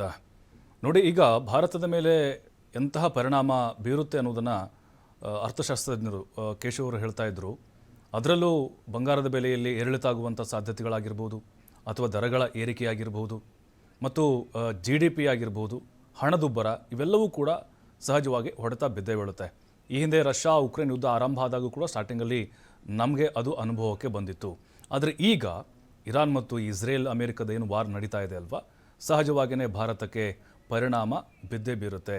ಅದರ ಜೊತೆಗೆ ಅಂತಾರಾಷ್ಟ್ರೀಯ ಮಟ್ಟದಲ್ಲಿ ಏನು ಚರ್ಚೆಗಳಾಗ್ತಾ ಇದೆ ಅಂದರೆ, ಮೂರನೇ ಮಹಾಯುದ್ಧ ಏನಾದರೂ ಆಗುವಂತಹ ಸಾಧ್ಯತೆಗಳಿರುತ್ತಾ? ಯಾಕೆಂದರೆ ನೋಡಿ, ಇಲ್ಲಿ ಯುರೋಪ್ ಕಂಟ್ರೀಸ್ ಆಗಿರ್ಬೋದು ಮತ್ತು ಮಧ್ಯಪ್ರಾಚ್ಯದ ದೇಶಗಳಾಗಿರ್ಬೋದು, ಇಲ್ಲಿ ಒಗ್ಗಟ್ಟು ಅಂತ ಬಂದಾಗ ಯಾರ ಪರವಾಗಿ ಇದ್ದಾರೆ? ಈಗ ಇರಾನ್ ಅಂತಾರಾಷ್ಟ್ರೀಯ ಮಟ್ಟದಲ್ಲಿ ಏಕಾಂಗಿ ಆಗ್ಬಿಡ್ತಾ, ಹಾಗಾದರೆ ಸಪೋರ್ಟ್ಗೆ ಯಾರು ಬರ್ತಾ ಇದ್ದಾರೆ? ಈಗ ರಷ್ಯಾ, ಚೀನಾ ಏನಾದರೂ ಮತ್ತೆ ಅವ್ರ ಪರವಾಗಿ ಬ್ಯಾಟ್ ಮಾಡುವಂಥ ಸಾಧ್ಯತೆಗಳಿದಾವ, ಅಥವಾ ಅವ್ರಿಗೇನಾದರೂ ಶಸ್ತ್ರಾಸ್ತ್ರಗಳನ್ನು ಪೂರೈಕೆ ಮಾಡ್ಬೋದಾ? ಜೊತೆಗೆ ಇಸ್ಲಾಮಿಕ ಕಂಟ್ರಿಗಳು ಅವರ ಒಂದು ನಿಲುವು ಹೇಗಿರುತ್ತೆ, ಅದು ಕೂಡ ಬಹಳ ಕುತೂಹಲಕ್ಕೆ ಕಾರಣ ಆಗ್ತಾ ಇದೆ. ಖಮೇನಿ ಹತ್ಯೆಯನ್ನು ಮಾಡಿರುವಂಥ ಉದ್ದೇಶ ಅಲ್ಲಿ ಪರಮಾಣು ವಿಚಾರಕ್ಕೆ ಸಂಬಂಧಪಟ್ಟಂತೆ ಅವರು ಸಾಕಷ್ಟು ಬಾರಿ ಎಚ್ಚರಿಕೆಯನ್ನು ಕೊಟ್ಟರೂ ಕೂಡ ಉತ್ಪಾದನೆಯನ್ನು ಮಾಡ್ತಾ ಇದ್ದಾರೆ ಅನ್ನುವಂಥದ್ದು ಅಮೇರಿಕಾಗೆ, ಅದರಲ್ಲೂ ಟ್ರಂಪ್ಗೆ ಇರಾನ್ ಭಯ ಕಾಡ್ತಾ ಇತ್ತು.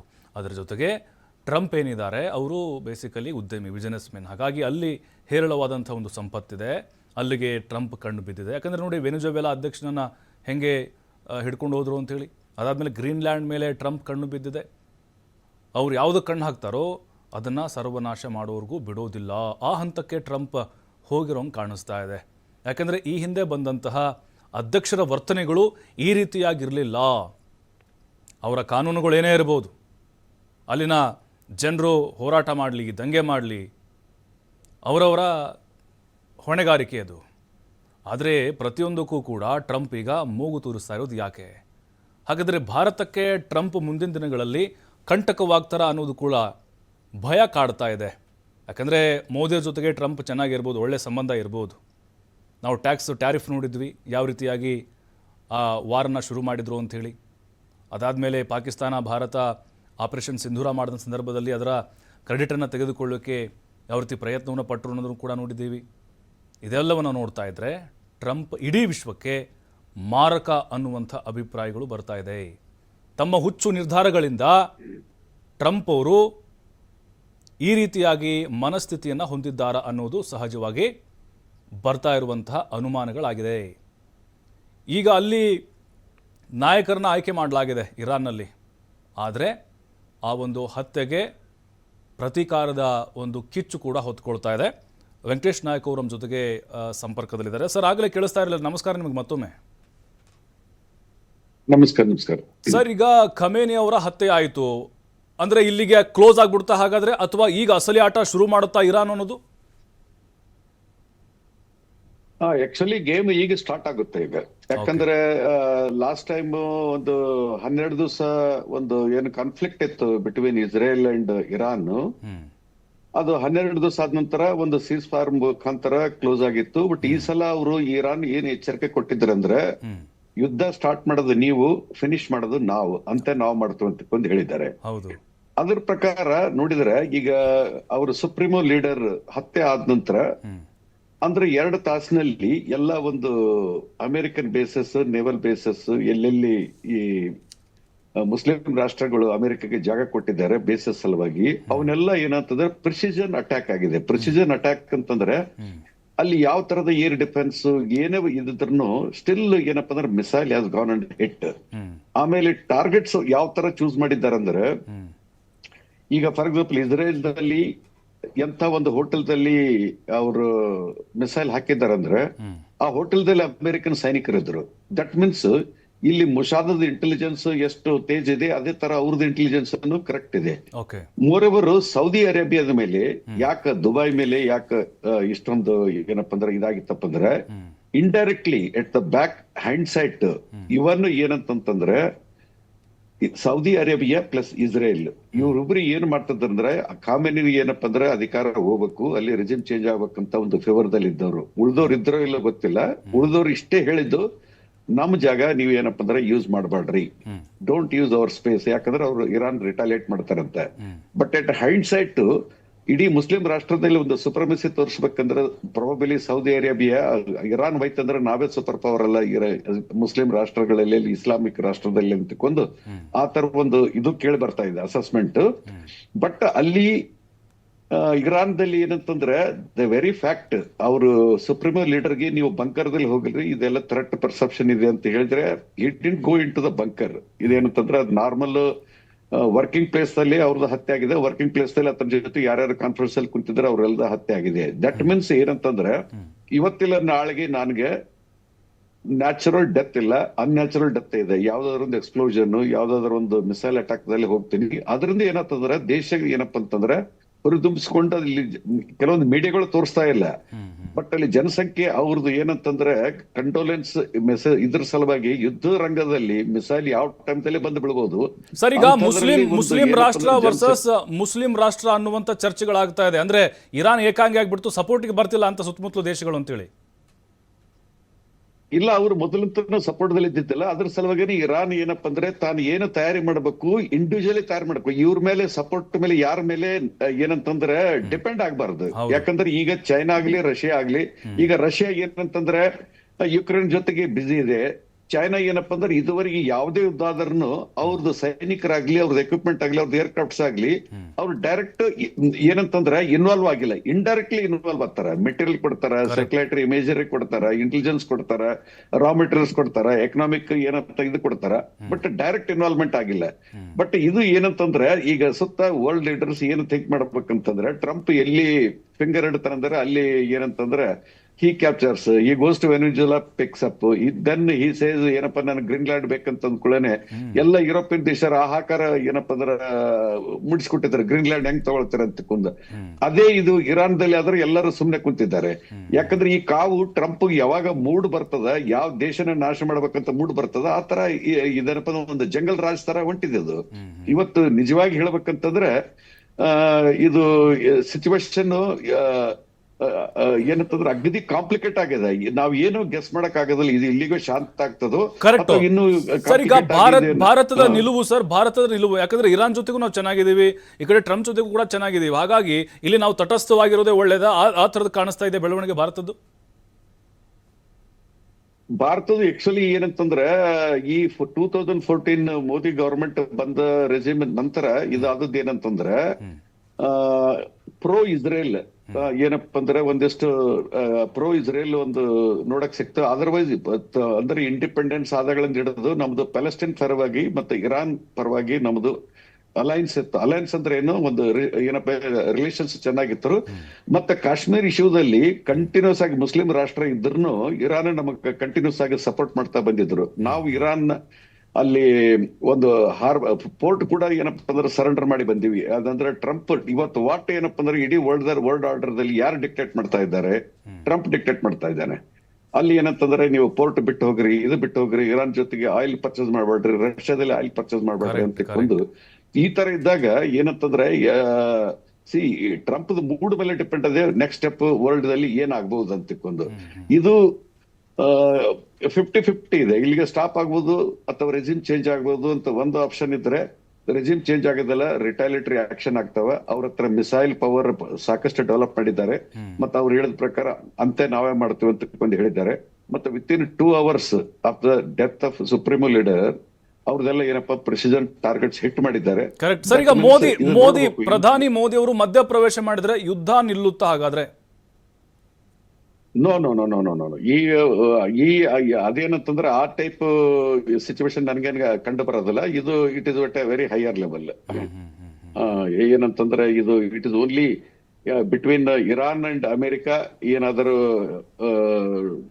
ಮಾತುಕತೆ ಆಗಿ ಏನಾಗಿ ಸ್ಟಾಪ್ ಮಾಡ್ಬೇಕಂದ್ರೆ ಅಲ್ಲಿ ಬರ್ತದ. ಬಟ್ ಬೇರೆ ಕಂಟ್ರಿ ಅಡ್ವೈಸ್ ಮಾಡೋದಾಗ್ಲಿ ಇದೇ ಹೇಳೋದಾಗ್ಲಿ I don't think so that is a possibility. Sir, ಈಗ ಇರಾನ್ ಬೆಂಬಲಕ್ಕೆ ಈ ಚೀನಾ ರಷ್ಯಾ ನೀವು ಹೇಳ್ತಾ ಇದ್ರೆ ಪರೋಕ್ಷವಾಗಿ ಸಪೋರ್ಟ್ ಅನ್ನ ಯಾವಾಗಲೂ ಕೂಡ ಮಾಡ್ತಾನೆ ಇರುತ್ತೆ ಅಂತೇಳಿ. ಹಾಗಾದ್ರೆ ಈಗ ಮುಂದಿನ ದಿನಗಳಲ್ಲಿ ಒಂದು 10-15 ರಾಷ್ಟ್ರಗಳು ಅಮೆರಿಕದ ವಿರುದ್ಧ ಒಟ್ಟಾಗಬಹುದಾ ಅಂತೇಳಿ ಮಧ್ಯಪ್ರಾಚ್ಯದಲ್ಲಿ? ಈಗ ಯಾವ ಟೈಮ್ದಲ್ಲಿ ಅಲಯನ್ಸ್ ಹೆಂಗ್ ಫಾರ್ಮ್ ಆಗ್ತದ ಯಾಕಂದ್ರೆ ಆಕ್ಚುಲಿ ಇವರು ಏನಪ್ಪಾ ಅಂದ್ರೆ ಓಪನ್ಲಿ ಸಪೋರ್ಟ್ ಇಷ್ಟೊತ್ತಿಗೆ ಬಂದ್ ಬಿಡ್ಬೇಕು. ಯಾಕಂದ್ರೆ ಈಗ ನೆಕ್ಸ್ಟ್ ಯಾರ್ದು ಏನಪ್ಪಾ ಅಂದ್ರೆ ಈ ವರ್ಲ್ಡ್ ಆರ್ಡರ್ ದಲ್ಲಿ ಏನಂತಂದ್ರೆ UN ದಲ್ಲಿ ಪರ್ಮಿಷನ್ ತಗೊಂಡಿಲ್ಲ, ಕಾಂಗ್ರೆಸ್ ಪಾರ್ಲಿಮೆಂಟ್ ಪರ್ಮಿಷನ್ ತಗೊಂಡಿಲ್ಲ. ಈ Trump is doing in Supreme Court it is erratic order, I don't care ಅಂತ ಅಂತಿದ್ದಾರೆ. ಇಂಥ ಮನುಷ್ಯ ಏನಪ್ಪಾ ಇಡೀ ವರ್ಲ್ಡ್ ಆರ್ಡರ್ ಡಿಕ್ಟೇಟ್ ಮಾಡ್ಬೇಕಂದ್ರೆ ಎಲ್ಲ ವರ್ಲ್ಡ್ ಲೀಡರ್ಸ್ಗೆ ಒಂದ್ಸಲ ಯೋಚನೆ ಮಾಡ್ಬೇಕು. ಯಾಕಂತಂದ್ರೆ next it depends upon is mood. Next ಏನು ಚೈನಾ ಟಾರ್ಗೆಟ್ ಮಾಡ್ತಾನೋ, ಅಥವಾ ಚೈನಾ ಹೋಗಿ ನಾಳೆ ಚೈನಾ ಬಂದು ತೈವಾನ್ ಕ್ಯಾಪ್ಚರ್ ಮಾಡಿತ್ತು, ಅಥವಾ ಚೈನಾ ಬಂದು ತವಾಂಗ್ ನಮ್ದು ಏನಪ್ಪಾ ಅರುಣಾಚಲ್ ಪ್ರದೇಶ ಕ್ಯಾಪ್ಚರ್ ಮಾಡಿತ್ತಪ್ಪ ಅಂದ್ರೆ ಯಾವ ವರ್ಲ್ಡ್ ಲೀಡರ್ಸ್ ಏನು ನೈತಿಕತೆ ಇರ್ತದ ಹೇಳಕ್ಕೆ? ಏನಂತಂದ್ರೆ what Trump is doing I am doing the same thing ಅಂತ ಒಂದು ಏನಪ್ಪಾ ಜಂಗಲ್ ರಾಜ ಶುರು ಆಗ್ಬಿಡ್ತದೆ. ಸೊ ಇದು ಏನಂತಂದ್ರೆ we have to wait and watch. Mid term elections ಅಲ್ಲಿ ಅಮೆರಿಕದಲ್ಲಿ ಆದ ನಂತರ ಏನಾದರೂ ಏರುಪೇರು ಆಗಿ ಟ್ರಂಪ್ ಇಂಪೀಚ್ಮೆಂಟ್ ಆದ್ನಂತಂದ್ರ ಏನೋ ಸ್ವಲ್ಪ ಎಲ್ಲರೂ ಏನಪ್ಪ ಅಂದ್ರೆ we can breathe properly. Otherwise ಏನಂತಂದ್ರೆ ಇವ್ರದೆಲ್ಲ ಬಿಸ್ನೆಸ್ ಇಂಟ್ರೆಸ್ಟ್. ಒಬ್ಬ ಬಿಸ್ನೆಸ್ ಮ್ಯಾನ್ ರಾಷ್ಟ್ರಾಧ್ಯಕ್ಷ ಆದ್ನಪ್ಪ ಅಂದ್ರೆ ಏನೇನ ಕತ್ರಗಳು ಇರ್ತಾವ, ಏನಪ್ಪ ಡೇಂಜರ್ ಇರ್ತಾವ ಅಂತ ಆಕ್ಚುಲಿ ನೋಡ್ತಾ ಇದ್ವಿ ಇಲ್ಲಿ. ಸರ್, ಈಗ ಇನ್ನೊಂದು ನನ್ನ ಪ್ರಶ್ನೆ ಅಂತ ಹೇಳಿದ್ರೆ, ಈಗ ಭಾರತಕ್ಕೂ ಕೂಡ ಟ್ರಂಪ್ ಡೇಂಜರ್ ಅಂತ ಹೇಳಿ ಹಾಗಾದ್ರೆ ಮುಂದಿನ ದಿನಗಳಲ್ಲಿ? ಡೇಂಜರ್ ಅನ್ನಕ್ಕೇನು, ನೀವು ಏನಪ್ಪಾ ಅಂದ್ರೆ ನೆಗೋಷಿಯೇಟ್ ಮಾಡ್ಲಿಕ್ಕೆ ಬಿಡೋದಿಲ್ಲ. ನಿಮ್ಗೆ ಏನಪ್ಪಾ ಅಂದ್ರೆ ಶಟ್ ಆಫ್ ಕಾಲ್ ಕೊಟ್ಬಿಡ್ತಾರೆ. ನೆಗೋಷಿಯೇಟ್ ಅಂತಾರೆ. ಈಗ ಒಂದು ಕಾಲಕ್ಕ ರಿಚಾರ್ಡ್ ನಿಕ್ಸನ್ ಮತ್ತೆ ಇಂದಿರಾ ಗಾಂಧಿ ನಡುವೆ ಫೇಸ್ ಆಫ್ ಇದ್ದಾಗ ಇಂದಿರಾ ಗಾಂಧಿಗೆ ಧೈರ್ಯ ಇತ್ತು. You can be a elder brother but cannot be a boss, you cannot be big brother. ಆ ಟೈಪ್ ನೀವು ಬುಲ್ಲಿ ಮಾಡಕ್ಕೆ ನಮಗೆ ಬರೋದಿಲ್ಲ. ನಮ್ಮದೇ ಆದಂತ ಒಂದು ಅಸ್ತಿತ್ವ ಇದೆ ಅಂತಕ್ಕೊಂದು ಆ ಧೈರ್ಯ ಲೀಡರ್ಶಿಪ್ ನಲ್ಲಿ ಬರ್ಬೇಕಲ್ಲ. ಈಗ ಏನಪ್ಪಾ ಅಂದ್ರೆ ಪಾಕಿಸ್ತಾನ ಯುದ್ಧ 1971 ಆದಾಗ ಈ ಸಿಚುವೇಶನ್ ಆಕ್ಚುಲಿ ಡೆವಲಪ್ ಆಗಿತ್ತು. ಇಂದಿರಾ ಗಾಂಧಿ ಕೇರ್ ಮಾಡ್ಲಿಲ್ಲ. ನಿಮ್ಗೆ ಏನಪ್ಪಾ ಅಂದ್ರೆ ಬಾಸಿಸಮ್ ಬುಲ್ಲಿಸಮ್ ನಾವು ಟಾಲರೇಟ್ ಮಾಡೋದಿಲ್ಲ ಅಂತಕ್ಕೊಂದು ಬಂದ್ ಮಾಡಿದ್ರು. It depends upon leadership. ಅದನ್ನ ಏನಪ್ಪಾ ಅಂದ್ರೆ whether somebody is ready to take on that or ಏನಪ್ಪಾ ಅಂದ್ರೆ ಪ್ರತಿಯೊಂದು ಅವ್ರು ಹೇಳಿದ ಮಾತು ಕೇಳ್ಕೊಂತ ಸರೆಂಡರ್ ಆಗ್ತಾ ಹೋಗ್ತಾರೆ. It depends upon the leadership. Sir, ಇನ್ನೊಂದು ನನ್ನ ಕೊನೆಯ ಪ್ರಶ್ನೆ ಸರ್. ಈಗ ಟ್ರಂಪ್ ಒಂದು ರೀತಿ ಸರ್ವಾಧಿಕಾರಿ ರೀತಿ ಜಗತ್ತಿಗೆ ಕಾಣಿಸ್ತಾ ಇದ್ದಾರಂತೆ. ಅವರು ವೈಯಕ್ತಿಕ ಪ್ರತಿಷ್ಠೆಗೆ ಈಗ ನಾಯಕರನ್ನ ಟಾರ್ಗೆಟ್ ಮಾಡಿ ಹತ್ಯೆ ಮಾಡ್ತಿದ್ದಾರೆ ಅನ್ನುವಂಥ ಚರ್ಚೆಗಳು. ಹಾಗಾಗಿ ಈಗ ಎಲ್ಲಾ ದೇಶಗಳು ಸ್ಕೆಚ್ ರೆಡಿ ಮಾಡಿದವಂತೆ ಟ್ರಂಪ್ ಅನ್ನು ಮುಗಿಸ್ಬೇಕು ಅಂತ ಹೇಳಿ. ಆ ರೀತಿ ವಾತಾವರಣ ಮುಂದಿನ ದಿನಗಳಲ್ಲಿ ಬರ್ಬೋದಾ ಹೆಂಗೆ? Yes, definitely. ಏನಂತಂದ್ರೆ ನಾನು ಟ್ರಂಪ್ ಮೊದಲು ನಂದು ಏನಪ್ಪಾ ಅಂದ್ರೆ ಇದು ಥರ್ಡ್ ವರ್ಲ್ಡ್ ವಾರ್ ಸ್ಟಾಪ್ ಮಾಡ್ಬೇಕು ಅಥವಾ ಮಿಡ್ಲ್ ಈಸ್ಟ್ ಅಲ್ಲಿ ಶಾಂತಿ ಬರ್ಬೇಕಂತಂದ್ರೆ ಈ ಟಿಟ್ ಫಾರ್ ಟ್ಯಾಟ್ ನೇತನ್ಯಾಹುದು ಒಂದು ಅಸಾಸಿನೇಷನ್ ಆಯ್ತಪ್ಪ ಅಂತಂದ್ರೆ ಪರ್ಮನೆಂಟ್ ಶಾಂತಿ ಇರ್ತದ ಆ ಏರಿಯಾದಲ್ಲಿ. ಅದು ಮೋಸ್ಟ್ ಪ್ರಾಬಬ್ಲಿ ಏನಂತಂದ್ರೆ ಇದೇನಪ್ಪ that is what I this thing. But ಅದನ್ನೇ ಹೇಳ್ತಾರಲ್ಲ, ಈಗ ಟ್ರಂಪ್ ನಲ್ಲಿ ಇರ್ತಕ್ಕಂಥ ಪವರ್ಸ್ ಏನಪ್ಪಾ ಅದನ್ನ ತಡಿಬೇಕಂತಾರೆ ಒಂದು ಅಸಾಸಿನೇಷನ್ ಆಗ್ಬೇಕು, ಇಲ್ಲದಿದ್ರೆ ಇಂಪೀಚ್ಮೆಂಟ್ ಆಗ್ಬೇಕು. ಸೊ ಈ ತರ ಒಂದು ಸಿಚುವೇಶನ್ ಇದೆ. ಬಟ್ ಎಲ್ಲ ಏನಂತಂದ್ರೆ ಈಗ ಯುದ್ಧ ಅಂದ್ಮೇಲೆ ಈಗ ಒಂದು ಆಕ್ಚುಲಿ ಗ್ರೌಂಡ್ ಏನು ಯುದ್ಧ ನಡೀತಿದೆ ಅದೊಂದು ಆಸ್ಪೆಕ್ಟ್ ಇದ್ರೆ, ಇನ್ನೊಂದು ಪರ್ಸೆಪ್ಷನ್ ಬಿಲ್ಡಪ್ ಅಂತ ಮಾಡ್ತಾರಲ್ಲ, ಪರ್ಸೆಪ್ಷನ್ ಪ್ರೊಪಗಂಡ ಬಿಲ್ಡಪ್, ಅದು ಬಿಗ್ಗೆಸ್ಟ್ ಏನಪ್ಪ ಅಂತಂದ್ರೆ ಅದನ್ನು ಒಂದು ಟೈಪ್ ಆಫ್ ವಾರ್ಫೇರ್ ಅದು. ನಿಜ ನಿಜ ನಿಜ sir. Venkatesh sir, thank you ನಿಮಗೆ ಭಾಗಿಯಾಗಿದ್ದಕ್ಕೆ. ಥ್ಯಾಂಕ್ ಯು ಕೇಶವ್ ಸರ್, ತಮಗೂ ಕೂಡ ಡಿಬೇಟಲ್ಲಿ ಭಾಗಿಯಾಗಿದ್ದಕ್ಕೆ. Thank you. ಎಸ್, ಈಗ ವಾರಂತರೂ ಶುರುವಾಗಿದೆ, ಬಟ್ ಇದು ಒಂದು ವಾರ ಇರುತ್ತಾ ಅಥವಾ ತಿಂಗಳಾನುಗಟ್ಟಲೆ ಇರುತ್ತಾ, ಇದ್ರ ಬಗ್ಗೆ ಸಹಜವಾಗಿ ಪ್ರಶ್ನೆ ಇದೆ. ನಮಗನ್ನಿಸ್ತಾ ಇದೆ ಒಂದು ವಾರದ ಒಳಗಡೆ ಇದೆಲ್ಲ ಕಂಪ್ಲೀಟಾಗಿ ಮುಗಿಬೋದು ಅಂತ. ಈಗ ಖಮೇನಿ ಅವರು ಹತ್ಯೆ ಆಯಿತು, ಬಟ್ ಅಮೇರಿಕಾ ಅಧ್ಯಕ್ಷ ಟ್ರಂಪ್ ಅವರ ಟಾರ್ಗೆಟ್ ಇರೋದು ಅಣ್ವಸ್ತ್ರ, ಅದರ ಜೊತೆಗೆ ತೈಲ. ಯಾಕಂದರೆ ಸಂಪತ್ಭರಿತವಾದಂಥ ತೈಲ ಸಾಮ್ರಾಜ್ಯವನ್ನು ಇರಾನ್ ದೇಶ ಹೊಂದಿದೆ. ಹಾಗಾಗಿ ಅವ್ರಿಗೇನೋ ವೈಯಕ್ತಿಕವಾದಂಥ ಪ್ರತಿಷ್ಠೆಗೋಸ್ಕರ ಖಮೇನಿಯನ್ನು ಫಿನಿಶ್ ಮಾಡಿದ್ದಾರೆ ಅನ್ನುವಂಥ ಚರ್ಚೆ ಇನ್ನೊಂದು ಕಡೆ ನಡೀತಾ ಇದೆ. ಮತ್ತು ಅಲ್ಲಿ ಶಿಯಾ ಕಾನೂನು ಮತ್ತು ಸರ್ವಾಧಿಕಾರಿಯಾಗಿದ್ದ, ಹಾಗಾಗಿ ಅಮೆರಿಕದ ಮೇಲೆ ಒತ್ತಡ ಆಯಿತು ಅನ್ನುವಂಥ ಒಂದು ಕಾರಣ ಇದೆ. ಬಟ್ ಏನೇ ಆಗಲಿ ಭಾರತದ ಮೇಲೆ ಇದು ಆರ್ಥಿಕವಾಗಿ ಪರಿಣಾಮ ಬೀರುತ್ತೆ. ಹೀಗೆ ಯುದ್ಧ ಮುಂದುವರೆದರೆ ಕಾದು ನೋಡೋಣ ಮುಂದೆ ಏನೆಲ್ಲ ಬದಲಾವಣೆಗಳು ಆಗುತ್ತೆ ಅಂಥೇಳಿ. ಇದೇ ಇವತ್ತಿನ ಅಖಾಡ